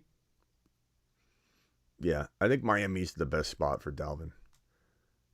It's a high octane offense. I mean, even if they use like Achane and Cook together, like it's the kind of offense that like he could rip off big long runs. And Dalvin Cook, as much as we don't, believe he's got it in the tank to go 17 games, hardcore football, 300 carries. Like, I don't think any of us have ridiculous expectations at that level. So why not put him in a track and field, style offense where he can just get these schemed up plays where he could rip off a 60-yard touchdown run. Like, he's got that grit in him. And if there's anybody on the planet that is going to get massively injured that I've got to trust will go back into the game and play, it's Dalvin Cook. How many times have you drafted Dalvin Cook? They literally carried him off. They were nailing in one of the last nails into the casket. And the dude just, you're like, he's gone. They carried him off the field. He's gone. I mean, season's done. It's over. You might as well, you could have ripped up your ticket in Vegas, and then all of a sudden he runs back on the field. And you're like, whoa, here he comes. Guy rips his shoulder out of the socket, tears the labrum, probably in 3 or 4 places, mangled, puts on a flak jacket, goes out and plays football. Another running back gets a hangnail, and they sit out. So you can call him whatever you want. You could say he's off the field concern, and he's still got that thing lingering. Who knows what happened to that? That situation just went away. If anybody remembers that situation at his home or wherever that happened, that went away. Like, he's a risk on a lot of levels, but at what cost of entry? And that would be my question. Yeah. If he climbs into like Scuba Steve calling in the other day saying, where would I draft him inside the first round if he was in Miami? I about spit up my drink. I'm not taking him. I'm not taking him. I don't care if he's in Miami. I don't care if he's in KC. Like, I'm not taking him anywhere near, the top 3 overall drafted players on my team. I'm taking him. I'm not even taking him in round 4. I can't envision a landing spot that's available. In my head, I'm working through the, where could he go? Cincy, Cincy would be interesting, but even if they cut Mixon and he went to Cincy, I'm not taking him in the first round, second round. Maybe in Cincy with Mixon gone, I could take him in round 4. I could take him in round 4, maybe, but I don't know that I'd take him in round 4 in but one league in Cincy if Mixon was gone. That's just my mapping out where his value would be. When Scuba said first round, I was like, what are you talking about, Scuba? A little too high. Yeah, like Dalvin Cook, he's not built to carry. But this is part of why I don't know that the Bengals would even go this direction, is because the Bengals, they're going away from Mixon for a reason. He's older. His abuse of his workload has been insane. Like Dalvin Cook and Mixon are not that far apart in terms of breaking down. Like we could be maybe 8 games different. We could be 10 games. It could be 12. We don't know. But why not just come in? Why not just come in and say, let's just go with Chase Brown? We drafted the kid. He's a big boy, and he's very talented, and we could bring in somebody else like Zeke Elliott. Like, why would you not bring in Zeke Elliott for $1 million or whatever the hell it's going to be versus keep, sign a Dalvin Cook to a much more expensive contract, and he will command a lot more than Zeke, I would guess, but we don't know. And certainly Mixon at $13 million. Give me Zeke Elliott and Chase Brown, and I'm not even a big Zeke Elliott believer at this point, but I believe in Zeke Elliott and Chase Brown at the cost of what will be all the savings of releasing Mixon and bringing in Zeke at a $1 or $2 million deal. I believe in that. That's a likely scenario for me if I'm picturing this playing out. Is Mixon gets cut or he takes a big pay cut, which I think he'll do because he's watching these guys, Hopkins and Cook, just wander around the free agent market without any interest at all. So Mixon's got to be smart about this, and we don't know if that's even possible for Mixon to be smart. But let's say Mixon says to himself, okay, let's break this down. Or his agent comes to him and says, if you get released, this is how much you lose right here, right? And if you go try and sign a deal, you're looking at $1 million to $2 million, bro. That's what you're getting. So why don't you take a pay cut down to $4 million?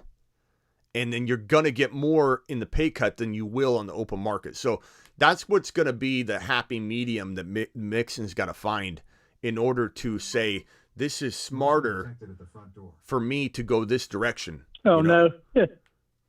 But Mixon might not know. He might really believe, like Eckler, I'm a baller, bro. I'm a baller, and I deserve that $34 million deal. Like Mixon probably has weird, I don't know, expectations of like, I could get 10 mil if I get cut right now. You know what I mean? Like he might be told by his agent, look, Dalvin Cook's going to get 3 or 4. Like we don't know what Dalvin Cook's going to get. You're not getting $8 million, $7 million. Then again, you never know. You never know. What if Mixon got cut and I don't know. It's so weird to me, bro. Like using logic to break some of this down when teams make stupid decisions. How can I argue I know anything about what teams are going to do when Hopkins can't get a job anywhere? And he's a very amazing addition for all these teams contending and trying to beat KC. I can't explain it. Hopkins is so worth a big fat 1-year contract for a team. Like even the Jets. I'm not saying I want it at all. God, I hope he doesn't land in New York. We want Garrett Wilson to just wet his beak every day with this insane amount of laser lock targets that Aaron Rodgers is going to feed him. We don't want this at all. Yeah. But if I'm the New York Jets and they say we're going to spare no expense at our quarterback position, no expense to go after a championship, why would you not just throw I don't know how much Hopkins will even command. Just bring him in. Bring him in. Let's throw footballs to Hopkins and Garrett Wilson. Like, if I'm a coach or a decision maker, it's just weird. It's weird, and I just find myself swimming in the dark here. Like I feel like I'm trying to use logic, and none of it makes sense. Ziggy, show me the front door. I don't know if we got the Prime delivery for the week. I have a case of Prime that gets delivered every 2 weeks here. And I just want to make sure nobody, takes it from the front porch. It looks like Amazon came. I don't know. I'm not sure what that is. Hopefully that's let's check my email. I'm out of Prime. My Prime ran out yesterday. I don't see a confirmation from a delivery, so. No Prime. I mean, I'm drinking these. These are good too. These fast twitches. They're 5. Yeah, I had some. 10 calories. 10 calories. These are really, really good. I love fast twitch. They're very, very good. But Prime has been my go-to, and I'm out. Sometimes they run out. Swaggy knows. Swaggy knows what? What does Swaggy know? Call in, Swaggy. Tell us what you know.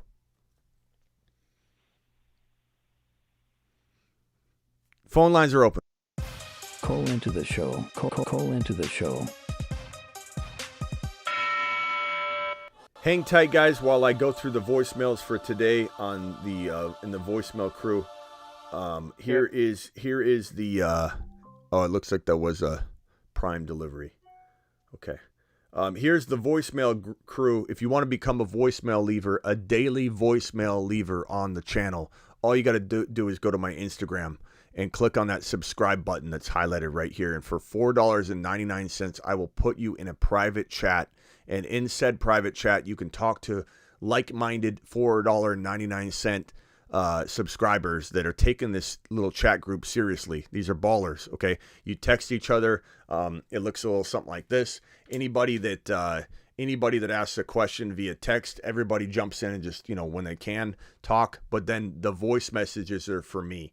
You hold down the voicemail or the voice button, the microphone button, and you can leave voicemails. And those are mine. I play them on the show. And I hold down the button back. I leave you a voicemail in the group so you don't have to go searching the YouTube channel for my response. But it's also on the show as well.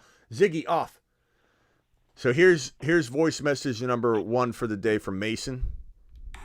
Yo, Smitty, just wondering who you think is going to have a better rookie season. Or I guess total career, actually. Let's go with that for dynasty purposes. Jalen Hyatt or Chase Brown? Okay. A little cross-position question. Chase Brown, rookie running back for the Bengals, or Jalen Hyatt, wide receiver for the Giants? I'm going to say...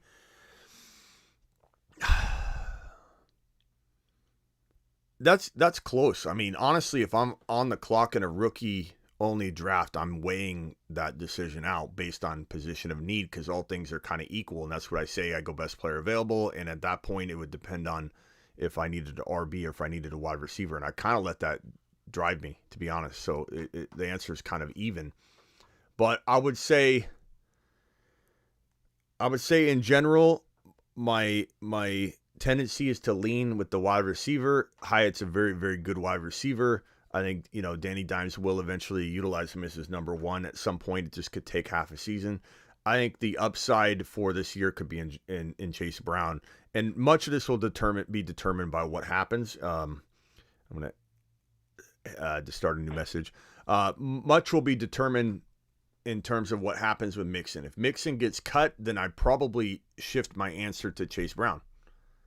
But if let's say Mixon stays, then Chase Brown's a little delayed in breaking out, and maybe he never gets a shot. Maybe the Bengals go after another rookie running back next year because they never really see Chase Brown do his thing.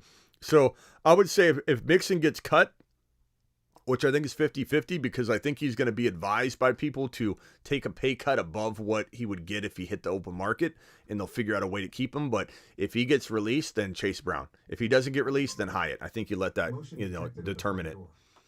Thank you, Mason, for dropping that. Thank you very much. If anybody wants to become a voicemail leaver or you're in that group, leave a message right now, and your boy will answer your question. Ziggy, show me the front door. Again, I got someone else there. Is this my delivery? He's worthless. Ziggy, show me the front door. Okay. What do we got here? Oh, that's Miss Smitty. Ziggy off. What's up, fellas? If Hyatt learns to beat the press, he could be very good. I agree, Jeremy W. Mingo and Thielen, D-class. Brown has the potential to be the number 1 running back. And Chase Brown says D-class. Jeremy W. says Chase Brown. Voicemail subscriber. Appreciate you, Andrew. All right, hit me with questions in the chat, and let's do a rapid fire. Let's do a rapid fire in the chat. Here it is. It is time for the speed question and answer segment.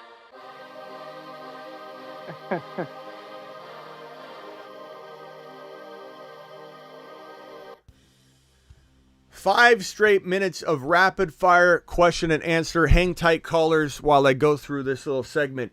Everybody, just spitfire out questions, but do not make them long. If they're a paragraph at all, I will skip it. Go ahead and ask away, and I will answer as fast as I can. You got 4 minutes and 38 seconds to rip off as many questions as you can. I'm ready to roll.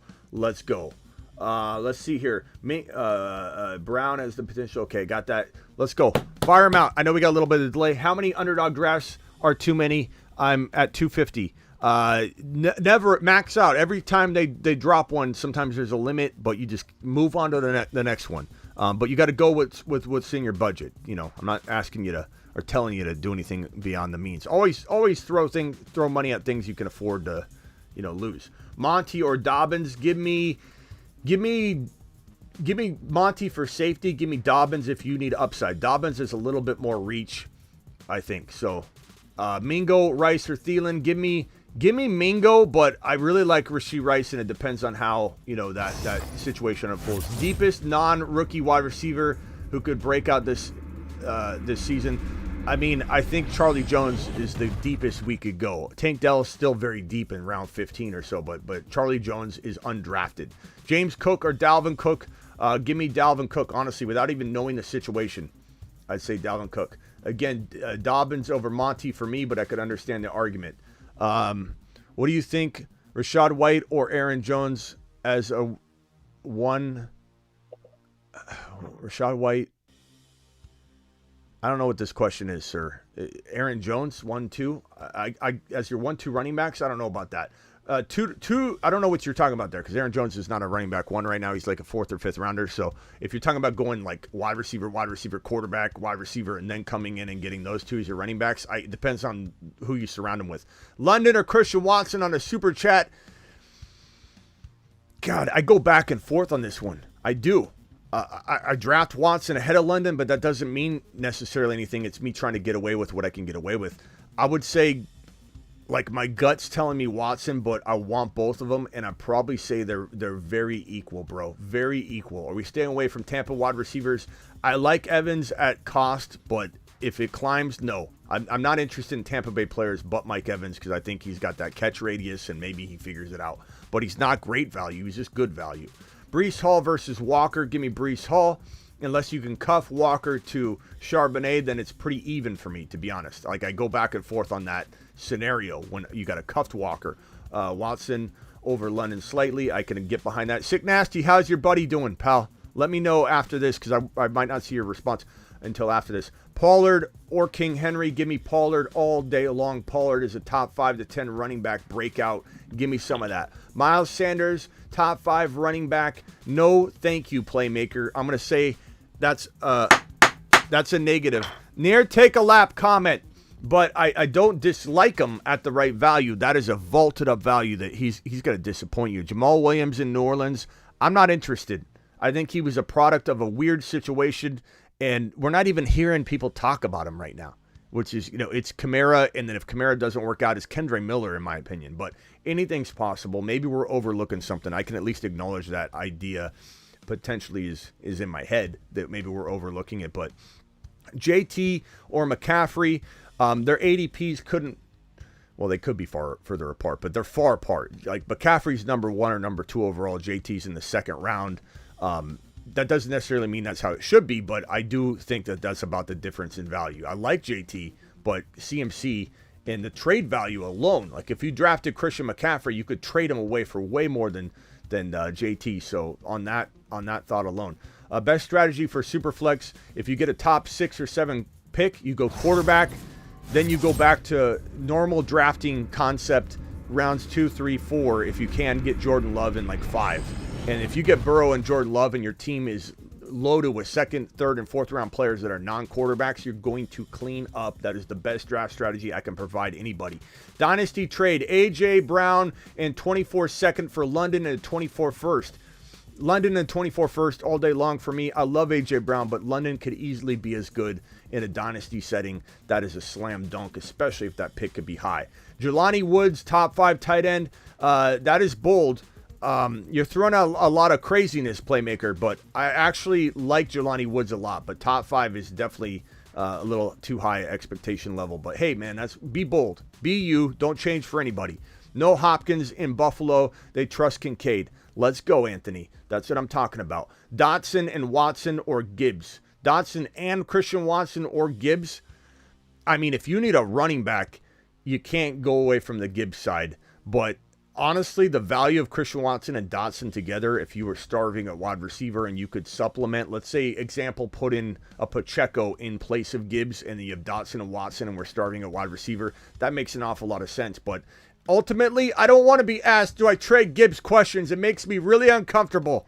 Dak or Kirk, I'm going to call this a push because, you know, I think Dak's proven he can be top 5. Kirk's proven he can be like top 5 or 6. So like either one could do it. But the problem is I'm a little skeptical of both of them getting that season of production that everybody expects both of them to have. I guess Kirk's safer. And the fact that the Dallas Cowboys are going run heavy, you know, we don't even know what that even means. And they got a play calling change in direction with McCarthy versus Kellen Moore. I'm probably going to say Kirk's safer for this year, but I don't find myself owning either one because I'm going Burrow, I'm going Fields, or worst case scenario, I'm going Trevor Lawrence. Ayuk, serviceable wide receiver 2 in redraft? No, that's way too high. He's a wide receiver 3, and then you hope for more. This is too long. Too long, Jaime. You can't ask that big of a question in speed round. Monty or Pacheco? Give me Pacheco all day long. Cuff him to McKinnon. You got gold. London and Dynasty Watson this year, says Jeremy. I'm going to scroll down. Overcome says Deontay Johnson bounce back. I don't think so, but it wouldn't be crazy. It wouldn't be crazy. Gibbs or Olave in Dynasty? Honestly, give me Gibbs. In redraft, you got to go Olave, if not just for the fact that you can get both of them if you do that. In Dynasty, I want to say Gibbs. I want to say if I was on the clock in a Dynasty startup, I would take Gibbs over Olave, but I will want both of them. I just think Gibbs is that valuable in Dynasty settings, and he's going to be that valuable coming out of 2023. Keep 3. Hurts, A.J. Brown, St. Brown, CeeDee Lamb, or JT.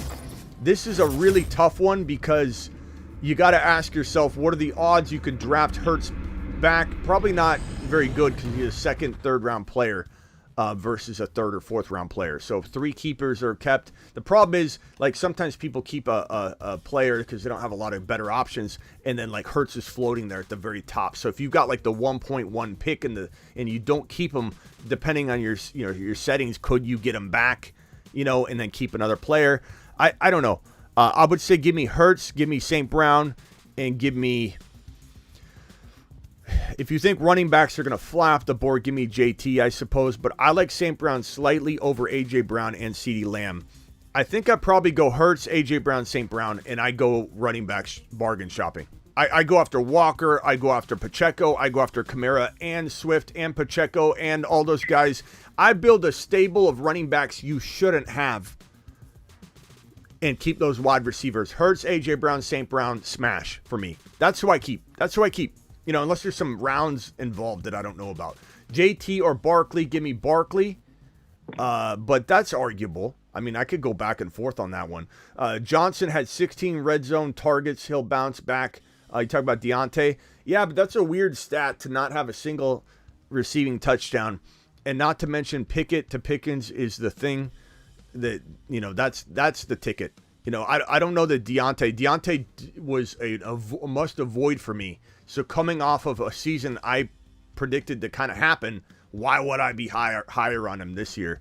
Would I be surprised if he did better, worked on his hands maybe? Maybe he replaces bricks with, maybe AI creates some kind of new hand models and they generate, electronic hands, and this guy goes out onto the field and is able to pull in passes with, fake hands. Maybe this guy puts stickum on his hands. Maybe Pickett, maybe they throw Velcro on his chest and they just throw the ball right to his chest. I don't know. He'd have to change a lot in order to become a bounce back candidate for me. I'm not touching him. There's so many other players I'd rather have than him. Even if I'm willing to accept a reality where he could bounce back, there's just better options where he's getting taken. Garrett Wilson, Kupp, Diggs, Adams. What order? Give me Garrett Wilson, Diggs. Well, if it's redraft, give me Garrett Wilson, Kupp, Diggs, Adams. in Dynasty, Garrett Wilson, tier break. And then the rest of them, and I'd probably go Diggs over Kupp in Dynasty because he currently, maybe this changes, but currently has the better quarterback situation. But honestly, Garrett Wilson above all of them, no matter what the format. And you might call me crazy for wanting Garrett Wilson over Cooper Kupp. I could care less. That's how I feel, and I'm not apologizing to anybody. Pickens falls down after the catch, says Jeremy W. Well, does he have any room for improvement? If you could come in and say that Quentin Johnston's going to improve on catching the football and actually making a play, why can't Pickens work on the things that other people say about Pickens? He's going to work on those things. You don't think Pickens hits the film room? You don't think coaches are saying, Pickens, let's work on this year? He is so good at route running, catching the football. Sometimes he lays out to catch a football when maybe he should stand upright and try and figure out how to get the football too. He's going to work on those things. You know, there's science behind running. They say that you never should have to dive for the football. And I believe that to be true in about 90% of the angles the football comes down. If you dive for the football, you are doing yourself a disservice than if you run through and just put your hands out at the last second. So there's a lot of things that a wide receiver can learn. And maybe he learns to stay upright more. And I think we give him the benefit of the doubt for that. Jeremy says, I forget what that was. Hold on. What was this? Pickens fall. Okay, that was that one. Jeremy says, Dynasty PPR, have Goff and St. Brown, draft Gibbs or Bijan? Draft Gibbs or Bijan. Why would I tell you to draft anybody over Bijan? I love Gibbs. I want both of them, but I'm not drafting Gibbs over Bijan. Bijan's arguably the 1.1. But, you know, I love both of them. I want both of them. I want a team, and I don't yet have a dynasty team where I own both these guys. All right. Swaggy's final question says, I am not drafting Garrett Wilson over Kupp. I refuse to do that. You do whatever your little heart desires, Swaggy. You do whatever you have to do. Appreciate everybody asking a question during speed round. We need to do that once a show, to be honest, because that's a good time. You guys get a lot of your questions answered. Sick Nasty, tell me how your friend's doing. Prayers up for Sick Nasty. I got Rock Out and Ron still on the phone. Did you guys feel strongly different about any of those answers that you wanted to address?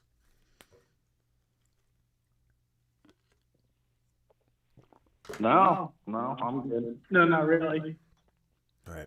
Drafting Garrett Wilson over. What about Swaggy's comment here? Let's let Ron Navy tackle this one. Nobody's saying you have to do this. Nobody's saying you should necessarily draft Garrett Wilson ahead of Kupp. I'm not saying you shouldn't. I'm just saying in terms of value, and if you could trade down, or you know, maybe the case where Kupp does fall to 7 overall and Garrett Wilson's there, and you're not taking Garrett Wilson at 3 or 4. I mean, make a case, Ron, for drafting Garrett Wilson over Cooper Kupp. Garrett Wilson has a better quarterback. Garrett Wilson's younger than Kupp. Kupp's coming off an injury. Garrett Wilson's not. There's a lot of arguments you can make for taking Wilson over Kupp. Yeah. Rock Out, are you opposed to taking Garrett Wilson over Kupp, or are you dividing it up? Do you kind of feel one way one moment, one way another? If I can get him late, I'll take Wilson. But if it's like in the middle, maybe Kupp. But like 8 out of 10, probably Wilson. Yeah. Swaggy, I don't know.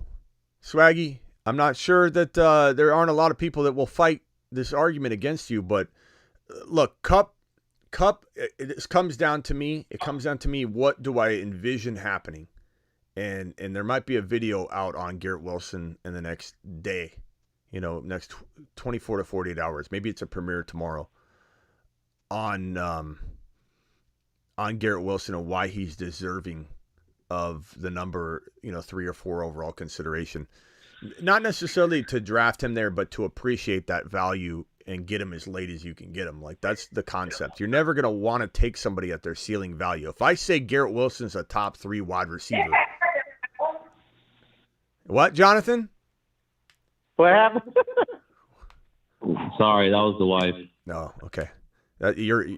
Don't get in trouble, bro. Sorry. Don't get in trouble. Happy wife. Okay. All good. Are you telling her you're talking to Jake from State Farm? No, I'm not. Okay. He's wearing khaki. Smitty the boss. I mean, you could ask what Smitty's the Smitty's boss. wearing right now. What you wearing, Smitty? I know, right? Nah, she knows this is a bunch of dudes that love fantasy football. Okay. Jonathan, go ahead. What can we help you with? So just to change the subject a little bit, I already heard the video that you did about, the whole Garrett Wilson and, choosing over, do Buddy Diggs and all that, which I agree with everything that you were saying. I would choose Garrett Wilson in a heartbeat over Diggs. That dude just got way too much baggage, too much drama, and I personally don't want anything to do with that. I think Garrett Wilson's ceiling is through the roof.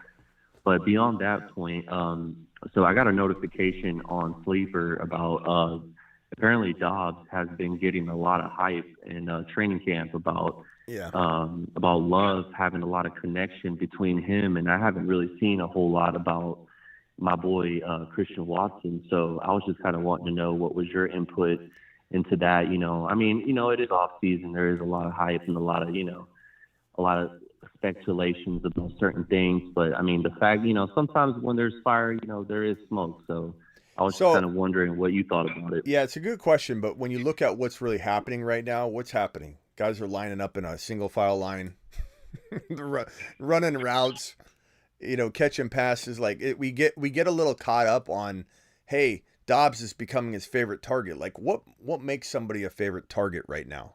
In the way that teams are preparing and throwing the football around, like, you know what I mean? Like it's like doing layups and saying, God, that backboard's really loving, Jonathan's layups right now because he's hitting every one of them. Like, I mean, what constitutes that? I know they're running routes, I know they're doing things, but like it doesn't really. Remember, Dobbs was thought to be like, we loved Christian Watson and we actually loved Dobbs as a community walking into last offseason, and there was a time when we actually all believed Dobbs was going to be the number one wide receiver.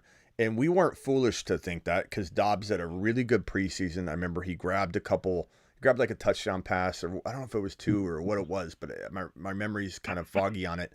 But I remember he was doing good. He was doing work. Like Dobbs looked like he was the surprise. Oh my God, he could be the number one wide receiver. Aaron Rodgers is picking somebody. And he might have just picked, Romeo Dobbs. Dobbs might be the guy. And so I don't know that I make much of it. I know that when push comes to shove, Watson's going to be the guy that they scheme. I know that when push comes to shove, he's going to be the guy they roll out there who is proven, who has, tested, ability during wartime on the field. So Dobbs might be catching the football well. He might be doing this or that. And, until they're getting hit, there's really take it with a grain of salt and don't trust a reporter that might have a biased slant toward one over the other. Maybe this reporter, we don't even know. I'm just guessing. Maybe he predicted big things out of Dobbs. Maybe he predicted big things out of Dobbs and he's just trying to, be right on it. You know what I mean? So like until I see something with my own eyes, take it with a grain of salt and realize that Watson played on the field like a monster. And there was that 4-game stretch that he had that you just can't trip and fall into that is tested. And when Love went onto the field for a half of a game, who did he throw a touchdown missile to? Christian Watson. So take that more heavily than now, you're gonna. Now let me add this to that conversation. So I really don't know this stat line, but do any of us know whenever Watson popped off the way he did throughout those 4 weeks span, was Dobbs even on the field? I can look and see what the actual because I'm just kind of curious to know, because like I do remember the beginning of the season, Dobbs was like the hot waiver wire pickup. And then everybody, blew a whole fab into him. And then Buddy got hurt. And then, it was kind of like, Aaron Rodgers pretty much, was going through his whole, situation. And then Watson was obviously hurt to begin with, with the season. And then, I'm not saying that what he did was, just out of the blue. Like, I completely agree. I think that man's he's he's a Mars man. Like, no fact. Like, I think he's super talented. For those, 4 to 5 weeks that he had, I mean, that's just not something, like you said, that's not something you trip and fall. Dude, obviously has talents for separation and speed. Yeah. But my question is just like, was Dobbs even on the field? No, he wasn't on the field. He wasn't on the field during that time. But, it's not something that really concerns me because, even when we look at what Dobbs was doing, like if we look, let me pull up Dobbs' game log when Dobbs is back. I wouldn't correlate that too much. It is he was not on the field. But that's a concern that, he's got to stay healthy. But even when Dobbs returned, 55 yards, 30 yards, 20 yards, 0 yards. Like, so it wasn't like he was draining from Christian Watson. It's a good, talking point or something to bring up and examine. But like I said, the bottom line is, what do you have to go on right now? Is somebody reporting that? Have you seen it? Have I seen it? What exactly does he's Love's favorite target mean? And honestly, there's only so much you can do right now to really be somebody's favorite target in camp. It's not like they're running routes and they're catching footballs. They're not getting hit. There's nothing here that would indicate that Watson, we should be concerned about some being wrong on this. I don't think. Like Watson, like I said, battle tested, whereas Dobbs, was not, and he got injured, and so did Watson. Watson got hurt too, and that's another, thing to look at. But the fact that Watson did what he did being hurt and Dobbs did what he did, very big difference. But hold on a second. Ron Navy was going to say something on this. Yeah, I wanted to. The reason why that's all taking place is because Dobbs worked with Love on the offseason where Watson was invited, but Watson didn't do it. And so Love and Dobbs have been building up this connection. That's where that comes from. But here's how I look at it, okay? I think Dobbs has the capability of doing really good, and Watson has the capability of doing really good. I look at them a lot like I look at A.J. Brown and Devontae Smith. There's nothing wrong with having 2 or 3 great receivers on your team. I mean, that can happen. So I'm not going to downplay Dobbs. Thanks, Melvin. Because I think he's a talented receiver. I think I think both of them thrive as long as Love is who we think he is. I think both receivers thrive. Yeah, I mean, I agree with what you're saying, but like, I don't know if any of you guys like for instance, like with my dynasty team, like I'm fully like invested in like, following the players on Instagram and the teams. And like, I'm not even a Packers fan, but I'll follow the Packers fan, Instagram and Facebook just to kind of see like, what's the hype, what's being said and whatnot. And like that report didn't come specifically from the Packers. I mean, it came through, the Sleeper app. But like whenever I go through like the Instagram, photos and there's a lot of, there's a lot of pictures of Dobbs and him and there's like barely any pictures of Watson. There's just like a couple here and there. I'm just kind of like, but that's the thing. That's why I figured I would ask. Yeah, that's the thing. Like Ron said, Watson didn't do an off-season workout with him though. That's why. Yeah, it's just something you want to be careful not to jump to conclusions on, and think that like that there's a lot to be drawn from that. Like it's early on. It's really early on. July is when a lot of this stuff becomes a little bit more real and predictable. So definitely feel like and let me pull up that report and I'll try and locate it and actually find it. 1 second. Let me find it. Yeah, it came on today is whenever I saw it and I was like, shit, I need to ask Smitty about this one because I've seen it. I'm very invested in Watson. I've seen it, and to be honest with you, I didn't go live on it because, I mean, I it's something that I definitely could to shoot it down in a sense, but I would have shot it down had I gone live on that report. It would probably be more so, not to say Dobbs, like Ron said, not to say that Dobbs isn't an interesting player or that he's not somebody that we should be excited about or anything, or that there's not room for 2 players to be good, like Ron just said. But, when we start talking about, let me see if I can find the report here. I don't see it. Because don't you think that the Packers are going to be more of a running team instead of like, I mean, I'm sure they're going to, air it out. No, But, you know. No, I don't. I think people assume that because they think Jordan Love isn't the real deal. They're just assuming Jordan Love's not going to be throwing the football. I think Jordan Love's going to impress a lot of people. Like I said, I don't know if whoever's got the wind going on, if you can mute the line real quick, please. Somebody's like running in the wind like Forrest. But I would say that, like, if you think that Jordan Love, not saying you, anybody specific, but anybody watching, you think Jordan Love is not going to be good just because, like, you have no real reason to doubt him other than he hasn't proven it yet. When someone like Jair Alexander on that defense, a leader, a player that is literally going up against him every day in practice, making him better every day in practice, when he literally goes out of his way, not just at a podium to say, I love him, he's good. Yeah, thanks for asking. You know, he's good. He's doing good. Let me just, what do I say here? Yeah, what do I say here? He's asking about Jordan Love. He's good. You know, like that would be where we'd say take it with a grain of salt. Jair Alexander is literally putting him in a headlock, you know, right in front of the media when Jordan Love's getting interviewed. Just has the presence. I don't know why he reminds me so much of the early, year or two ago version of Jalen Hurts, where he's got the command of the players. He's got the respect of the players. The coaching staff and team doesn't even know how good he's going to be yet, but the players do. And he's got the locker room, bro. He's got the locker room. And when Jair Alexander puts him at a headlock, interrupts his interview with a big smile, and Alexander leans in and goes, he's the best quarterback in the NFL.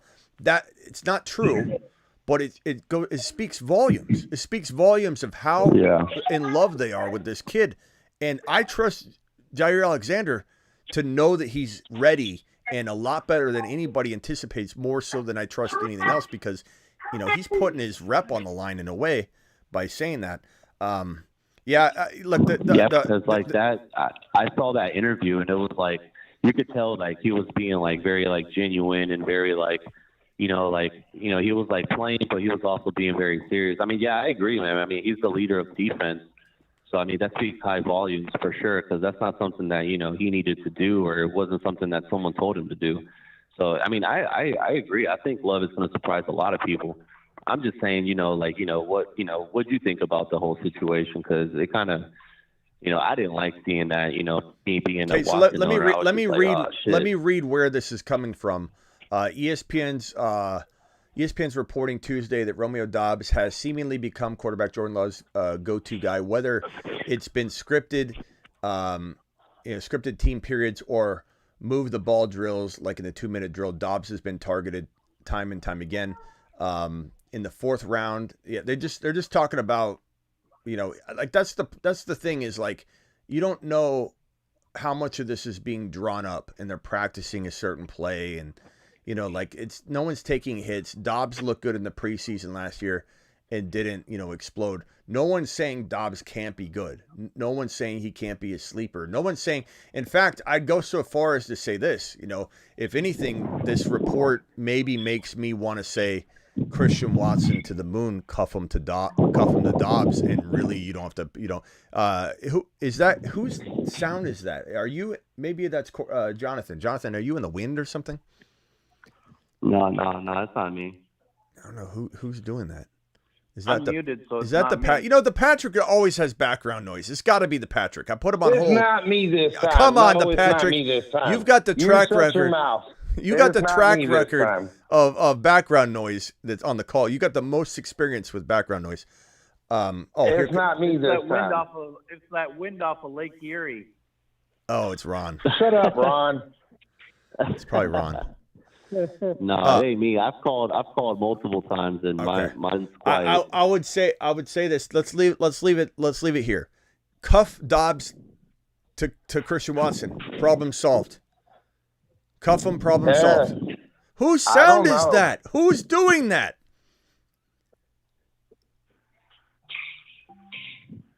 I don't know whose sound is that. Scuba Steve, you're live. Hey, Smitty, what's going on, my man? What's up, Scuba? What? I wanted to ask you about a couple handcuff situations. So I know that you like Bijan Robinson, and I've definitely been following you when you said that he was the number one player overall. And then all this stuff about the Atlanta saying that they wanted to use Cordell Patterson in the running and like the passing game. I mean, I don't really believe that, but I guess what I want to ask is who would you say would be like Bijan's like handcuff, and also Alexander Madison's handcuff? Are those guys that you want to handcuff, or is there certain dudes where you don't really want to handcuff? I mean, Algier is clearly the handcuff, Scuba, but I mean, could Cordell Patterson have value like as a standalone player? Potentially, but he's also an older player. He's been around for a while, and even last year we were wondering if the wheels were just going to fall off. So I wouldn't count on Cordell Patterson being any kind of consistent player.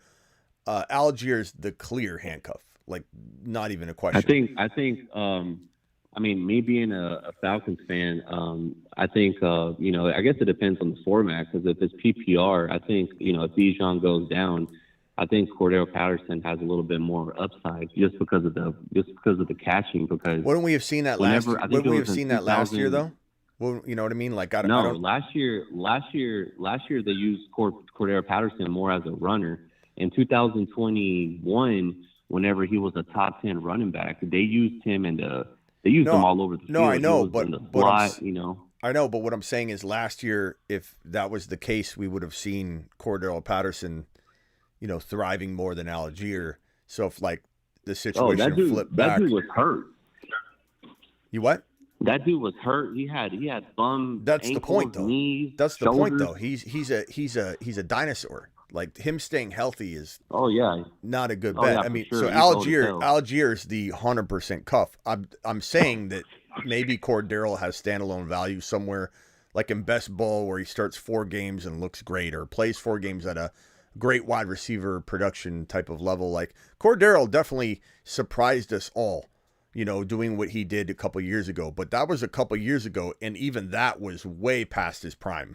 Like that was a surprising season, and I just don't think there's any cuff value. There might be standalone value at the end of your draft, or in best ball, draft all 3 of them. Like if you're in a 20 round super flex best ball draft and you go running back heavy and you want to lock down one of your RBs and draft all 3 of them, like you could do that and you could get value out of Cordero on a random week.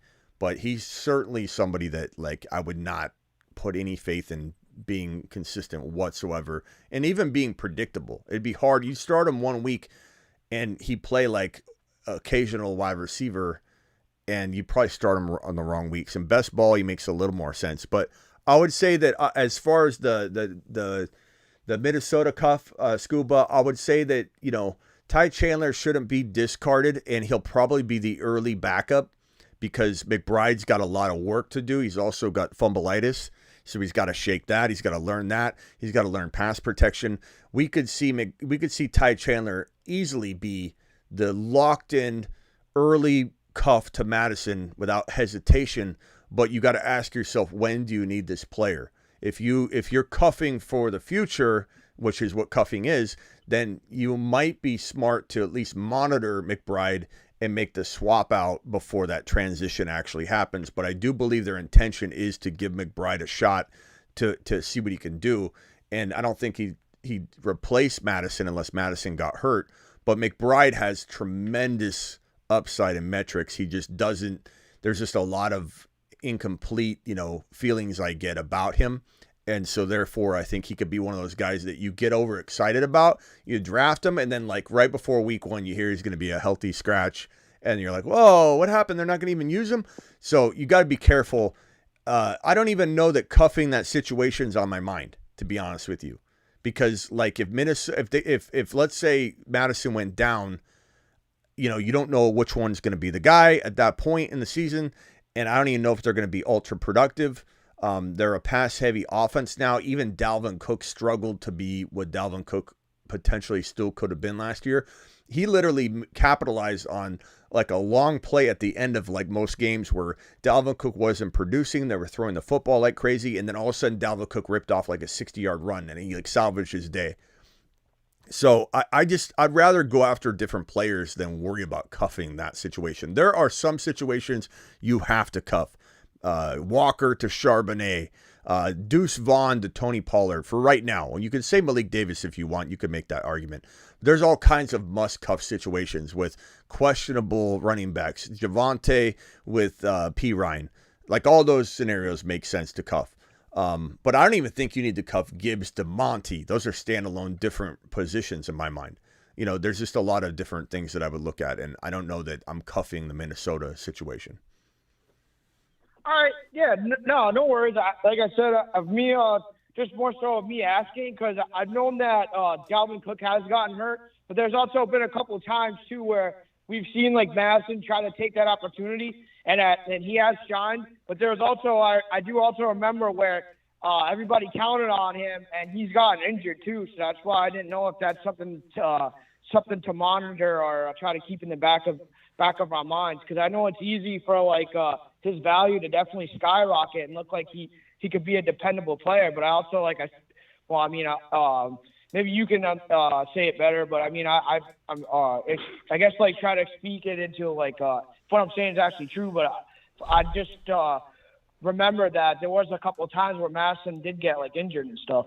Yeah, I mean, he's not proven as a full-time starter. We know he's been proven as a part-time starter, and he's been to the point where, like, we say you're far away from the TV, and you think Madison's Dalvin Cook. You're like, Dalvin Cook ripped off a big run. They look very similar. They play very much the same, and then you realize, oh my God, that's freaking Madison. That's not Dalvin Cook. So I'm very excited about Madison, but at the same time, I'm redraft excited about Madison. I'm not very dynasty excited about Madison because I don't know how that's gonna unfold. I'd much rather bank on a wide receiver like a London or Watson or Jahan Dotson. I imagine in dynasty those guys go around the same territory. I know in redraft they're far apart. Madison's in round 5. Dotson's wide receiver. What was it?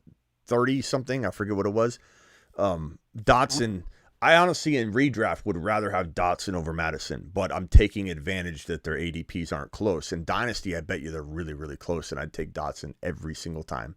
I'm just not interested in Madison long term. He's been in the league a while, and yeah, I'm excited about him, but not past 1 year. I'll take it year by year.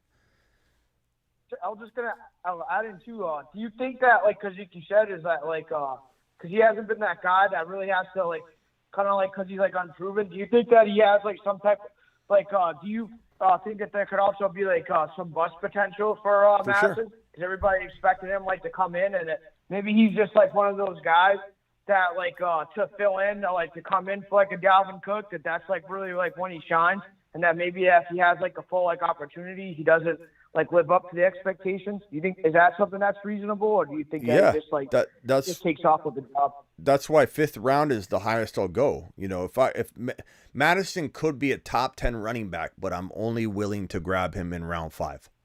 So that definitely makes me say, hold on, pump the brakes. Like, what's going on here? Do we fully know that he's going to be electric? Is the offense even supporting Madison becoming a top 10 running back? Because it's very, pass heavy versus older Dalvin Cook days.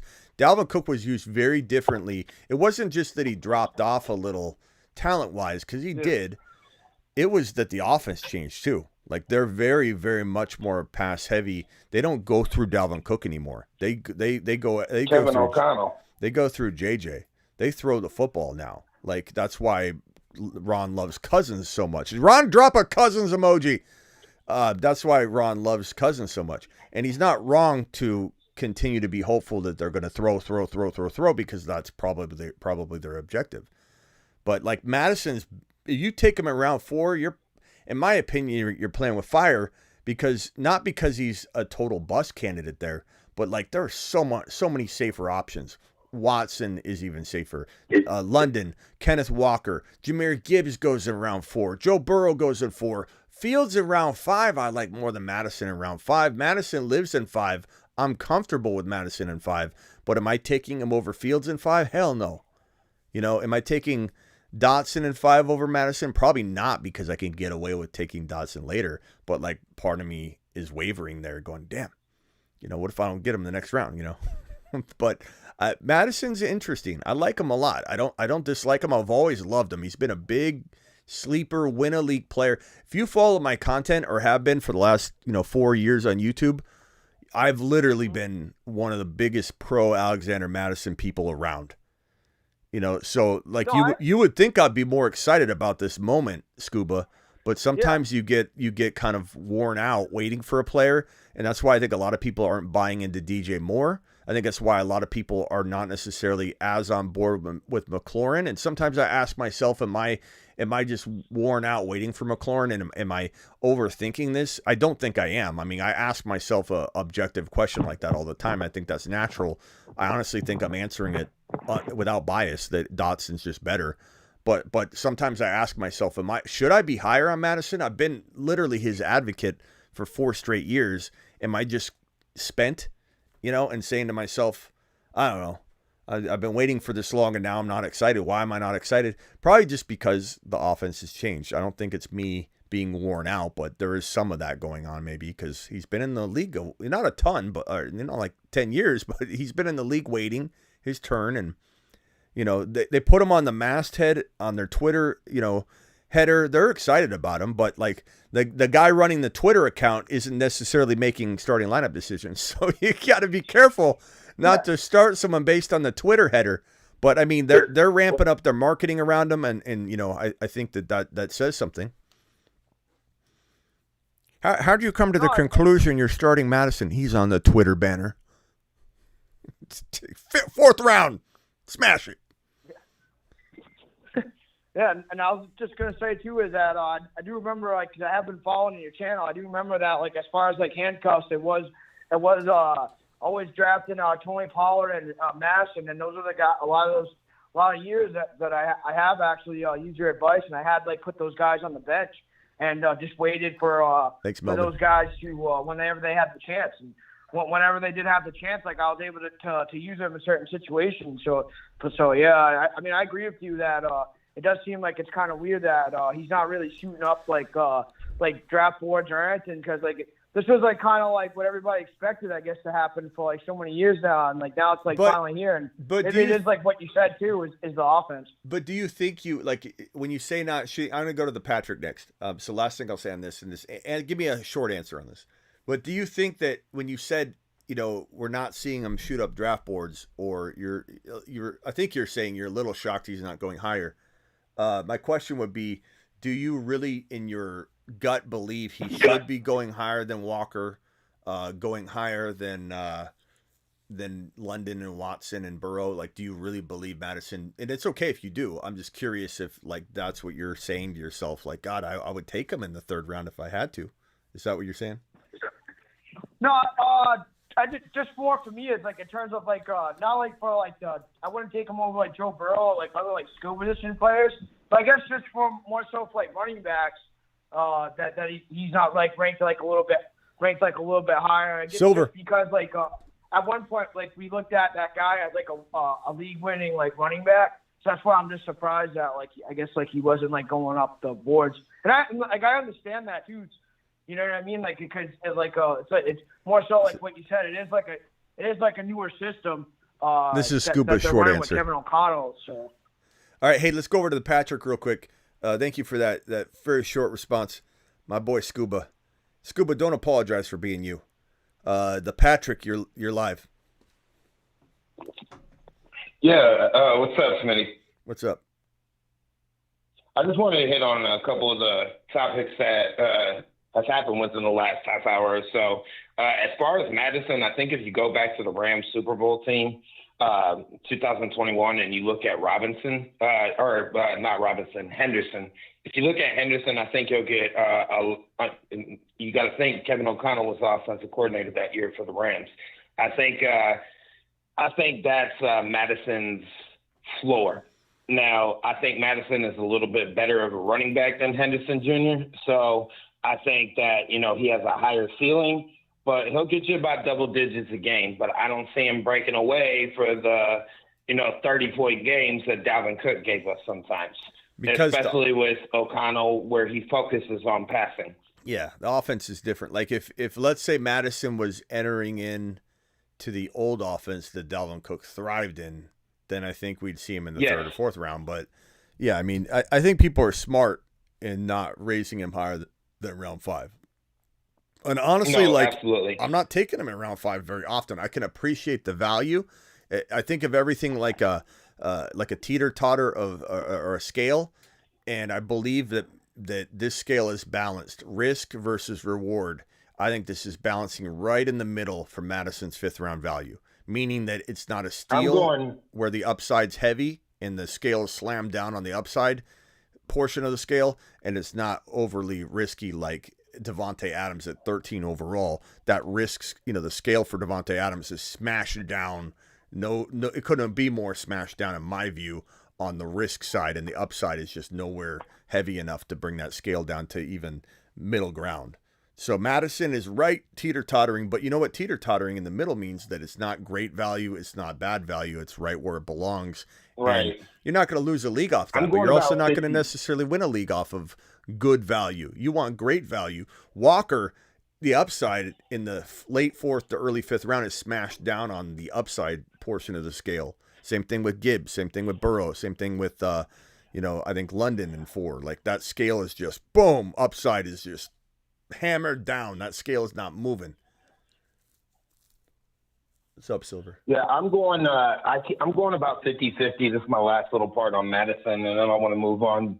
But with Madison, like, I'm going 50-50, where I'll go Madison in the 6th, or I will go ahead and I'll even make the jump and take DeAndre Swift there. Now, I know he's going in the 6th everywhere else, but I kind of have more hope for DeAndre Swift than I do Madison. So I'm teetered right in that area of mid-6th, beginning of 6th is right where I would add Madison. But like I said, I'm not taking him there every single time. I think that the 5th round has that scale for Swift going toward the risk. Like, this is coming from somebody that has him on the Moon Man list. I love Swift, but I love Swift at value. I think what you just described is reaching for Swift to the point where the scale went down on the risk side. Like, 5th round value is way too early. I think you could get him like mid 6th round to late 6th round, and sometimes like 7 if you get lucky.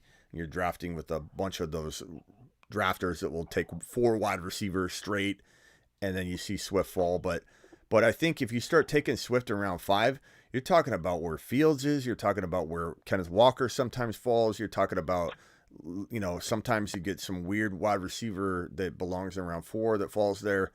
I don't know that I would take Swift, and this is coming from a pro Swift guy.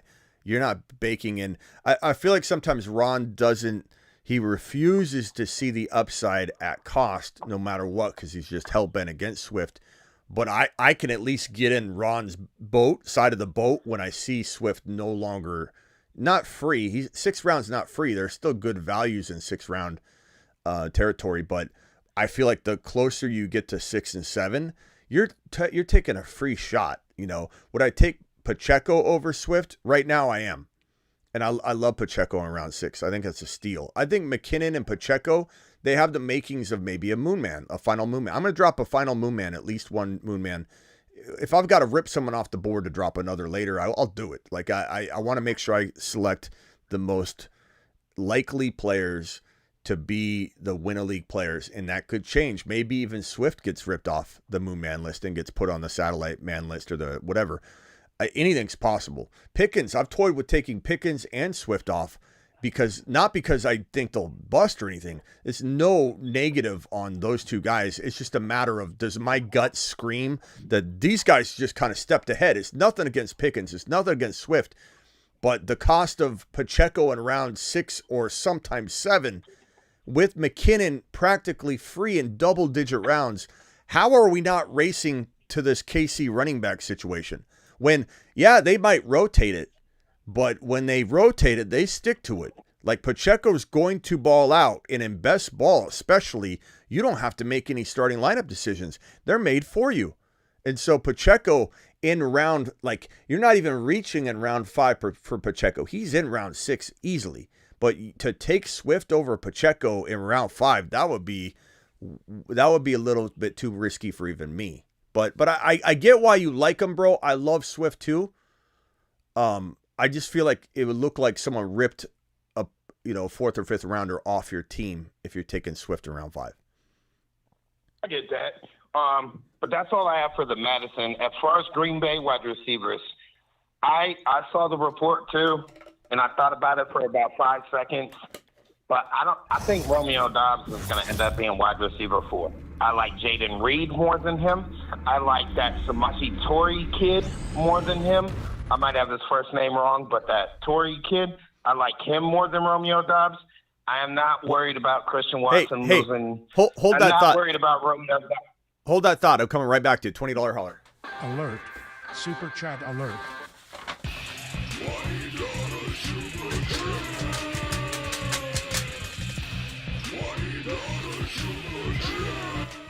This one is from Mantis. Mantis says, in a 14-team draft, half PPR, 2 QB, 2 running backs, 3 wide receivers, 1 tight end league, would you rather have Bijan and Chase or Chase and Jefferson? So 2 running back, 3 wide receiver. And there's no flex. You didn't give me a flex option. This is mandatory 2 QB. I believe, and even if it's super flex, there's no quarterback involved here, so it doesn't change too much. Maybe a little bit depending on the strategy, but you're talking about no ability to start 3 running backs. Man, and this is a redraft. I'm going Chase and JJ. I'm going Chase and JJ. You're talking about it being a half PPR. It's not full PPR, but that's underdog is half PPR. You're talking about redraft. You're talking about in redraft underdog where you can start a 3rd running back as a flex. Your mandatory 3 wide receivers like your league, but you have an additional flex to either make it 4 wide receivers or 3 running backs. I'm going to go with the double wide receivers, mainly because as you've heard us talk about all these value running backs, Pacheco, Swift, Kamara, that could be your second running back rotation. You know what I'm saying? That could be your second. You could still get a player like Walker and Charbonnet on top of. You could have Walker, Charbonnet, Pacheco, Chase, and JJ. And then you're crushing it, bro. You're absolutely crushing it. But I would love to know who you could get at quarterback. I'm assuming you pick late in your draft, which is why you're contemplating this at like the 14 pick or something like that. But Mantis, appreciate your super chat. What's up, Kevin in the building? Appreciate you, Kevin. It's my boy. Huge bold take. Silver is not impossible. What did Silver say? I got this feeling Pacheco is that dog this year. 16 TDs. Look, Silver, there's a strong possibility, and I'm going to tell you guys in here, 152 of you in here, punch that thumb up button. Because you're here, you're special to me. You're one of the ride and dies here every single day. You very well could see either Anthony Richardson or Pacheco McKinnon. The combo has to be the combo added to the Moonman list in the coming days. So hang tight on it, Silver. You're gonna love this, and the beauty is, it almost feels like a in hindsight guarantee lock, and you could even buckle down on the rookie Prince or CEH and best ball. I know it's crazy to field 3 running backs from one roster, but when you solidify one RB spot, even if you're using, I'm unorthodox. I know a lot of people will be like, you can't draft 3 RBs from one team. What a waste. But when you really think about what you're doing, when you literally have no concerns about one of your running back spots all year, you don't necessarily need as many running backs. So using one of your dead spots at the end of your bench to just kind of buckle down the situation is not as crazy as people make it out to be.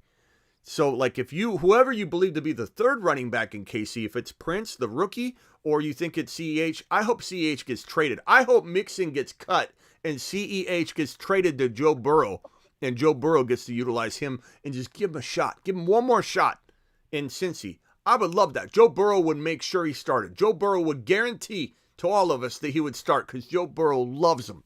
Joe Burrow loves Clyde Edwards-Helaire. So get Clyde out, draft all 3 RBs, and honestly, Silver, in best ball, maybe Pacheco doesn't get 16 touchdowns, but in best ball, Your one KC running back slot will probably get you 16 total touchdowns, which is going to be part of the prediction that you're going to get an astronomically higher, almost guarantee of touchdown production in best ball, but still love the strategy and redraft. So Pacheco feels like just a home run moon man. Home run. And McKinnon excites me as much as Pacheco, and in best ball, you might get both of them doing well. Especially, what if Tony and Sky Moore and Rashee Rice in that situation doesn't work out as fast as we want it to or as well? Like, McKinnon's going to be all over the field, and he's older, so there's breakdown risk and all that. But, man, it's exciting. Let's go over to the Patrick. You got anything else? I'm going to start cycling you guys all off the phone line. The Patrick, final thoughts. No, I pretty much hit everything. Just to reiterate, as far as like the Green Bay wide receiver thing, I don't have high hopes for Romeo Doubs at all. I think Jaden Reed is the must-draft second wide receiver in Green Bay. Yeah. All right. Hey, appreciate you, the Patrick. We'll see you later, pal. Tonight we're drafting live. Tonight we draft on Underdog Fantasy, promo code Smitty. That link is pinned in the live chat, I believe. Is that pinned did I pin it right? I think I pinned it. It's in the live chat. Let me drop it one more time. It's in the description of every video. We're drafting tonight. Make sure you hit this link and get ready for Underdog Fantasy drafting tonight. We're doing super flex best ball drafts. They're $4 per Chihuahua super flex draft. We're doing it live tonight. Vamp in the building. Appreciate Vampy. What's up, Matto? All right, the Patrick. We'll see you later, buddy. Let's go on over to Jonathan Cortez. Jonathan, your final thoughts, bro. All right, so I have two things. So you were saying about, adding maybe another moon man to the list. I know Damian Pierce was, one of your guys last year. And, there's a lot of reports on minicamp, talking about, they're going to probably use him a lot more on the passing downs. And obviously he's going to be like, the main guy there. What do you think about him and his outcome? I mean, I'm pretty high on him. I had him as well on one of my dynasty league teams. And I was just wondering what you thought about him. And the second thing is, how do I become a subscriber for your channel? So great question. Because I think whenever I want to support the channel and I want to help you grow just as much as because I appreciate everything that you do, and I've been listening to you for about a year now, but I just started calling not too long ago. But how do I become a subscriber? I want to be able to, how does that all work? I just dropped the link right now, so you'll see that link right there. Also, for anybody watching and you end up doing it later, if you go to on the desktop, you'll see the join button. Or if you might see it on mobile too, it says join. There's also a membership tab. If you click join or memberships on desktop or memberships on mobile, that's all you need to do. But the link I just dropped in the live chat as well gives you all the emojis you see. Guys, drop some emojis so he sees what they are.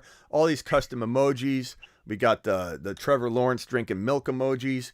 Ron's got a Cousins and Pickett emoji because hard to explain why. But he gets those for another 2 days, and then we take them away and we replace them with Moon Men and stuff like that. But Ron's got 2 of those right now. He's earned those. He gets his time to shine with his 2 favorite quarterbacks. But Jeremy W. just gifted 5 YouTube exclusive memberships. So check and see if you got one of those. By the way, Jonathan Cortez, just give it a gander. And how do I check to see if I got it? You'd have a green name, and it would right now it's saying that BK got one, Gonzo got one, because you can gift them. Chad Powers got one, Shamrock got one. And sometimes Pal Derby and DW. We haven't seen DW in a couple nights. I'm a little worried actually. Maybe he'll be there tonight doing taxes. But DW will drop usually on the late show. Yeah, he's sleeping right now. You can do a late show. That's nice. But Pal Derby drops 50, and then he'll drop 50, and then.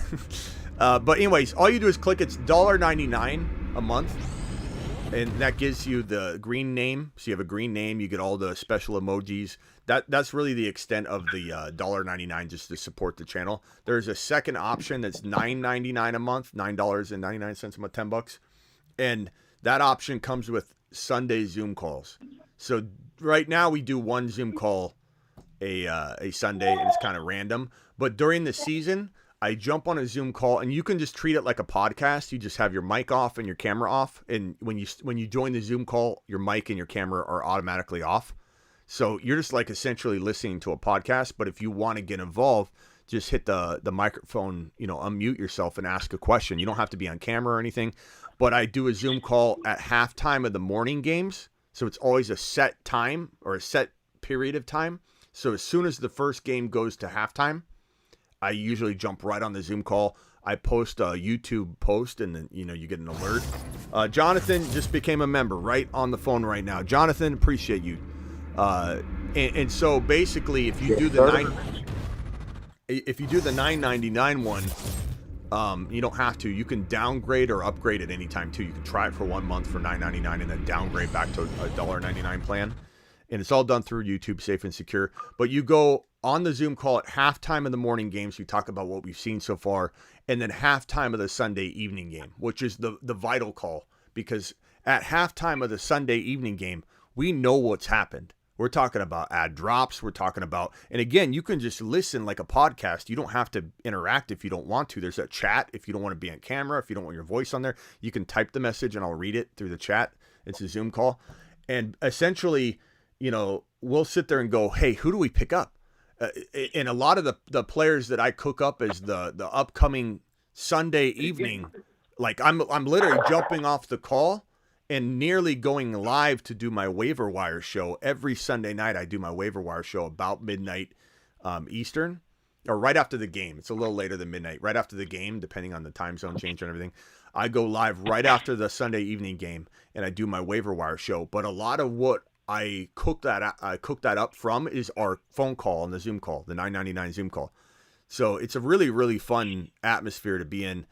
During the season, it'll be a little bit more business. Right now, we get on there, we talk about a bunch of random stuff, but we'll get into literally who are the ad drops, who are the buy lows and sell highs. I'll turn my camera on the Zoom calls, flip it on the marker board, and literally on one side do the top waiver wire ads, and we talk it through. You guys sometimes remind me of somebody. I'm like, oh yeah, we got to add him to the list. And then on the right side of the marker board, we do who are the buy lows and sell highs coming out of that week. So it's a really, really awesome call. And that's $9.99 again for the whole month. Yeah, that sounds pretty cool. Yeah. Because I legit, no lie, whenever I'm working out or driving to work or, I have kids, man. I got 3 kids, married. You know how that whole lifespan is. So it's whenever I have a little bit of downtime, I listen to your stuff literally every single day. Appreciate so I was always wondering, man, how the hell do these people drop these cool ass emojis? And I'm like, man, I want some Bijan emojis. I want some of that Fields emojis. So now you got it. I got it. Let's go, baby. Let's go. Drop a couple now. But I'm for sure going to look into the $10 one, because that just sounds like a shitload of fun. And I'm going to look into that for sure to kind of see. So it's only on Sundays whenever you guys do that? Yeah, I do. Right now I do one call on Sundays, and it's kind of random time. But once the season kicks off, I imagine the Sunday before week 1, we'll do 2 calls and try and get into the time frame, when the times would be. So we'll do two calls. It's really easy to remember, too. You don't have to remember a specific time. You're also watching football. So it's not like you're like, oh, I'm going to miss that call every Sunday. You're most likely watching football, right?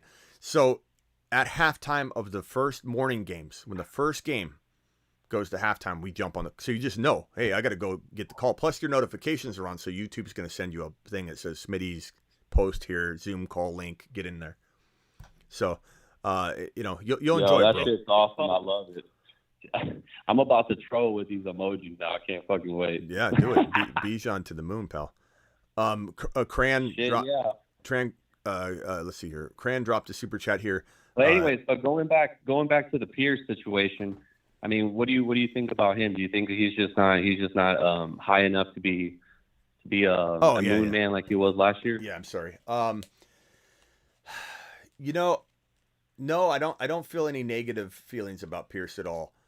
To be honest with you, I don't know that I can come up with a good answer as to why Pierce is not, making at least the final moon man spot or finding his way onto the list. maybe part of me feels like we already called it, and so I don't want to throw every previous Moon Man on the list that we've already landed, so to speak. But at some point, I do like find myself like with Walker bouncing back on the Moon list, and then almost being taken off because Charbonnet lands there, but then saying, you know what, we're just rejuvenating and resetting our thinking. And Walker, in a sense, you could say Walker was removed.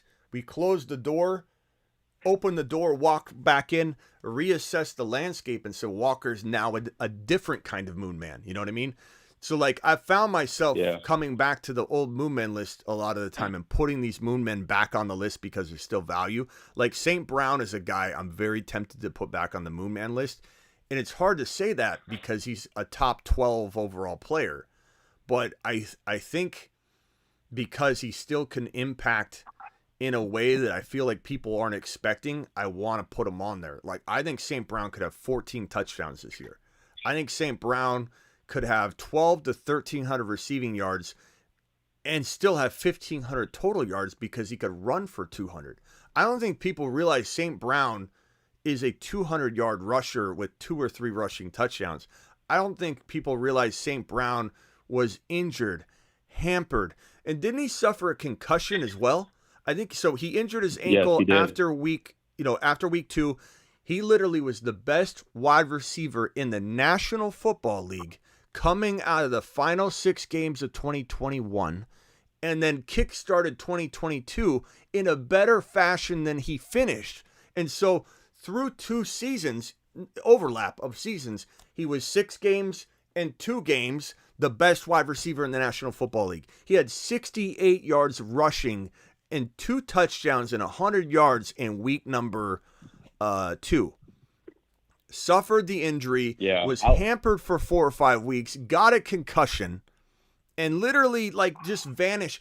People don't even realize that he could be the number 1 or number 2 overall touchdown getting receiver in the National Football League. We have Scarce Scott on here, I think he's still on here, who doesn't think he's a touchdown guy. And we got in the biggest argument the other day, and I appreciate Scott's counterpoint. He's on here now. Wasn't he the one that said that he would draft Diggs over him? Yeah, which I get. I'm not mad at Scott, and I'm not going to call Scott crazy like he calls me. He calls me or my take crazy for wanting St. Brown over Diggs.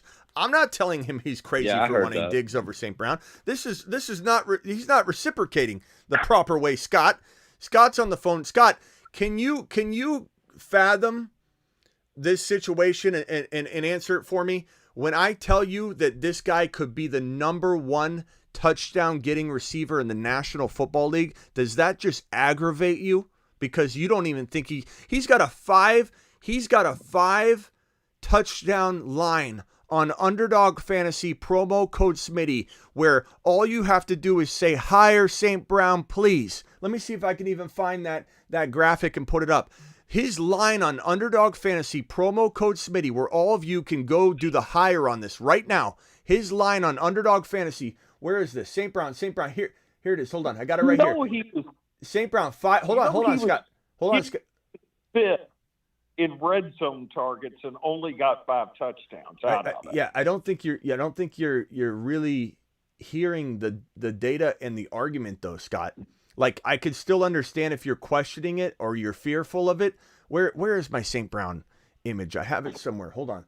Let me find it. Keenan Allen. I got it right here. Yo, Scotty, just here it is. Just to touch back with you about the whole Diggs situation.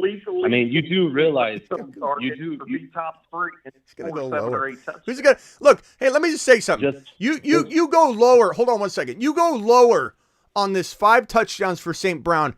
You know, I don't even know you should be able to watch the show for a week. I don't know that no show for you for an entire week. If you don't think St. Brown can get 6 touchdowns, 6 touchdowns, Scott, he scored 3 of them in week 1 and 2, got injured, got a concussion, played that entire time, hampered. This man, then did I say he wouldn't make that bet? I think he will beat that bet. I think it's a great bet. But you think it's crazy to draft him over Diggs? Yeah, because I think he's Keenan Allen in Keenan Allen's youth, where Allen has been has always been top 5 in every year in red zone targets and gets 7 or 8 touchdowns. And last year he was 5th in red zone targets and got 5. Hey, real quickly, Cran says Aaron Jones, Jahan Dotson. I got to answer the super. Cran, you still here? Aaron Jones, Dotson, and 2 second-round picks. So Aaron Dotson and 2 second-round picks in Dynasty League for Austin Eckler. Aaron Jones, Dotson, 2 second-round picks. As much as I love Dotson, you're not getting him at value, and Aaron Jones is an old dog. I think you need to capitalize a little bit more on getting something that has a little bit more. Like, I love Dotson, but Dotson and Austin Eckler, I just think you can get more. I would say get more. I like the idea, but get more. Like first rounder, something like that. That's definitely underpaying. But appreciate your super chat. Let me know if you're still here and you heard that. Okay. So real quickly, let me just recap on this, Scott. This guy right here scored 3 touchdowns in. Let me see if I have these graphics. 1 second. Let me go ahead. Here's the Moon Man list, by the way. I can see if I went back at Keenan Allen's game log, there are going to be 6 games of the same thing happening. Look at multiple times. Look at this real quickly. Hold on. St. Brown didn't get listen. Hold on, Scott. Scott, learn something real quick. Hold on. Just listen to this. St. Brown didn't get going until week 13. How do you know that? Look at this green column here. 12 targets, 12 targets, 11 targets, 11 targets, 11 targets, 10 targets. He didn't get these targets until week 13. When he got unleashed, he was the biggest scoring wide receiver in the National Football League. 1 touchdown. Yeah, he got 0, but then he went on a stretch of 4 touchdowns, 1 rushing touchdown, and then he walks into the next season. He walks into the next season looking like this little beauty. Look at this. 1 touchdown, 2 touchdowns, 68 yards rushing, 116 yards, 64 yards, 73 yards, gets injured after 9 targets, 12, 12, and 9. He's a target monster. Look at every time he got like 11 or 10 targets. 11 targets, 119. 10 targets, 122. 12 targets, 114. And then in a cluster of touchdowns again. You don't cluster 3 touchdowns in a 2-game span multiple times and not be a hungry touchdown monster. You said, here's the other thing that I have a beef with, Scott. And as much as I appreciate you, this is what you said. This is what gets me fired up about when you talk about St. Brown. You just said this is a good bet. You a moment ago said you like that. You said, I like that bet, Smitty. I'd take that bet on a 5 touchdowns. Your voice got so high when you said it. Yet, the reason this all got kickstarted is you said he's not a touchdown guy. So I make up your mind. 6 touchdowns. Touchdown isn't a touchdown. I can't do it. All right, Scott, what else do you have real quick? And then I got to roll everybody off the line because I got to go live later tonight. Right. I was surprised you were still on. I just finished a redraft, live draft, and curious what you thought about this lineup. Yeah, spit it out quick because I got to roll. Okay, Fields at quarterback, Bijan and Dobbins at running back. I love Dobbins. I think he's a top 5 running back this year. That's lofty. St. Brown. I got sniped on Olave and took T. Higgins as my second receiver. So my third receiver and my flex has to be balanced out between Deontay Johnson. Still had 147 targets last year. Don't expect any less than that. Okay. Somewhere in that neighborhood. Marquise Brown and Dotson and Tank Dell. Good story. Yeah. Good story, Scott. My backup running backs are Charbonnet. I took Algier just in case something happens to Bijan, Tank, Bigsby, and Chase Brown. And then the tight ends, Njoku and the kid from Tennessee, who I love. I think he could be the next big one. Good. Burks, we disagree on everything, Scott. Scott, final thoughts. 10 seconds, go. What do we disagree on? You just said Tennessee. You talking about Treylon Burks? No, the tight end there. Oh, Okonkwo. Okay. I like Okonkwo. All right, Scott, final thoughts. Go. 10 seconds. 10, 9, 8. J.K. Dobbins, 5.9. Finish That's him. always my final thought. Call terminated. Later. Appreciate you, kind of. All right, final thoughts to Jonathan. 10 seconds. Go. Brother, I just appreciate everything you do, my man. All right, That's thank all you. I got to say. Appreciate you, Jonathan. Thank you. Thanks for joining the YouTube exclusive membership. That link is obviously dropping, or it's in the description, but I'm going to drop it again. Thank you, Jonathan. Appreciate you. Jonathan just became a Thanks, member. bro. If you guys want to become a member, all you got to do is click this button right here. For $1.99, you can support the channel, or you could be a Zoom call member. Scuba Steve, you have 9 seconds because Scott took one of them. Go. Hey, Smitty, Devon Achane. Want to get your thoughts on him if Miami doesn't get Dalvin Cook because Mostert and Wilson are injury prone. Want to get your thoughts? Yeah, I like Achane a lot. I think he's got potential, but if let's say Dalvin Cook goes there, then we've got a bigger distance and gap between him and the starting lineup. You know, whether he can overcome that or not just means it probably takes a little longer. If Dalvin Cook doesn't land in Miami, he's still not going to be the number one running back out of the gate, and you might see him get cut because people are going to be expecting a bunch in week one and he doesn't do it. This could be Dameon Pierce and Walker 2023 where people cut him and then you end up having a waiver wire show where it's like Achane's available in 60% of leagues. What are we doing, people? So, like, I love him, but you got to have an expectation of being in a waiting, scenario, okay? But yeah. No, that's no problem. I usually wait on. There's usually like some guys that I always try to have like some type of like lottery ticket where I have no problem waiting. I guess I'm gonna before I hang up. What's the determining factor on Dalvin Cook? To determine Steve's 10 seconds is always within, longer. a couple months. Are you okay with as that guy being like an end of the Of course.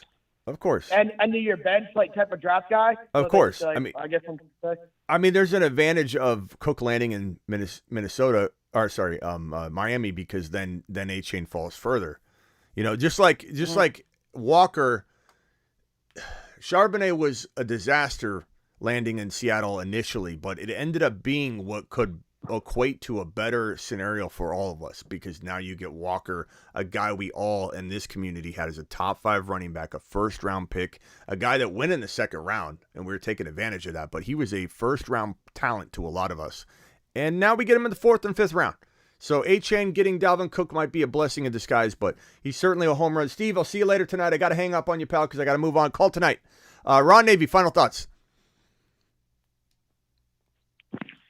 Yeah. Well, been on the phone, just sitting here. I did Superflex draft, 6 spot. What do you think of this team? Fields, Carr, Howe, Bijan, Gibbs, Montgomery, Robinson, Chase Brown, Olave, Moore, Dotson, Dobbs, Osborne, Hodgins, Tyler Scott, Freiermuth, Komet, Musgrave, and Logan Thomas, my last pick. Nice job. I like it. Nice work. I'll see you tonight for draft night. Yes, sir. All right. Thanks, Ron. Later. All right, guys. We're drafting tonight. My schedule is as follows. Monday through Friday, 7 p.m. Eastern, every single Monday through Friday. Live whenever news breaks. Thursday, Friday, Saturday is draft night. Every Thursday, Friday, Saturday at midnight Eastern. Hey, Smitty, when are we drafting? Thursday, Friday, Saturday, midnight Eastern. It's very simple. 3-day marathon every single week, Thursday, Friday, Saturday. However, Panic Chamber, midnight Eastern as well, which is tonight. We do Panic Chamber, and at the end of it, we're going to do a best ball Superflex draft. I will see you all later. Get ready for a potential Moon Man drop. You guys know what I'm talking about if you were here. If you weren't here, you better go rewatch some of the show. You got some catching up to do. I will see you all tonight. We will be drafting live after the Panic Chamber. Deuces. Appreciate you. Get your Maine milk at your local grocery store here in August. Law Dog Milk for Maines on sale this season. Soak your mane and win a league. Law Dog Milk.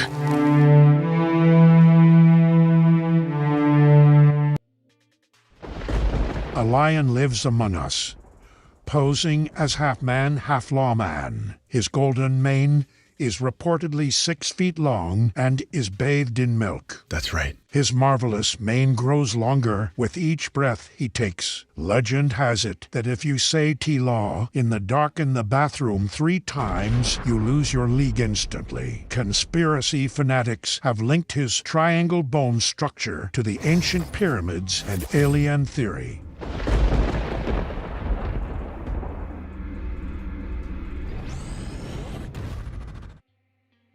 Hi, my name is B. John Robinson.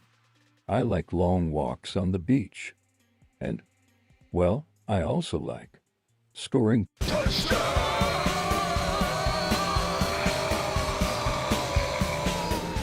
Appreciate you all. Thank you, all of you super chatters out there. You know who you are. Cran, I'm glad, Cran, you were here for my my response. I think you said yes, so that's great. Thank you. Overcome says, show gold tonight. You're gold, Overcome. You're gold, buddy boy. Cran, super chat. Again, thank you for that $10 holler. Cran to the moon. Mantis with the $20 monster chat. Super chat. Melvin, Jeremy, appreciate you with the St. Brown draft Gibbs or Bijan question.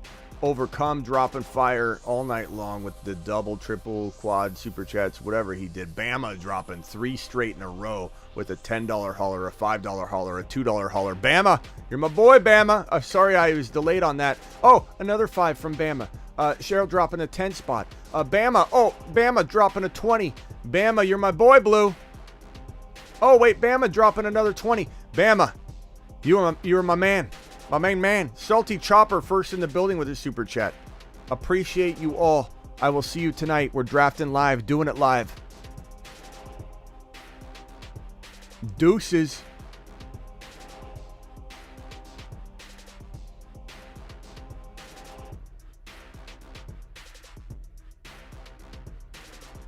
Thank you, Klondike. Thank you, Robert. Thank you, Frank. Thank you, Matt Slater. Sick Nasty, appreciate you. Thank you. I'll check my messages later. And don't forget to get on over to thefantasyfootballshow.com. That's where my one-on-one text device is, where my content, my rankings, my bold prediction, all this stuff. Articles, the trade calculator that your boy, we believe, invented in 2003, when some of you were in diapers, sharding in your pants, or when your parents hadn't even decided to Netflix and chill yet to make you. This site was up. And, trade calculators, bold predictions, video courses, you name it. I'll see you all tonight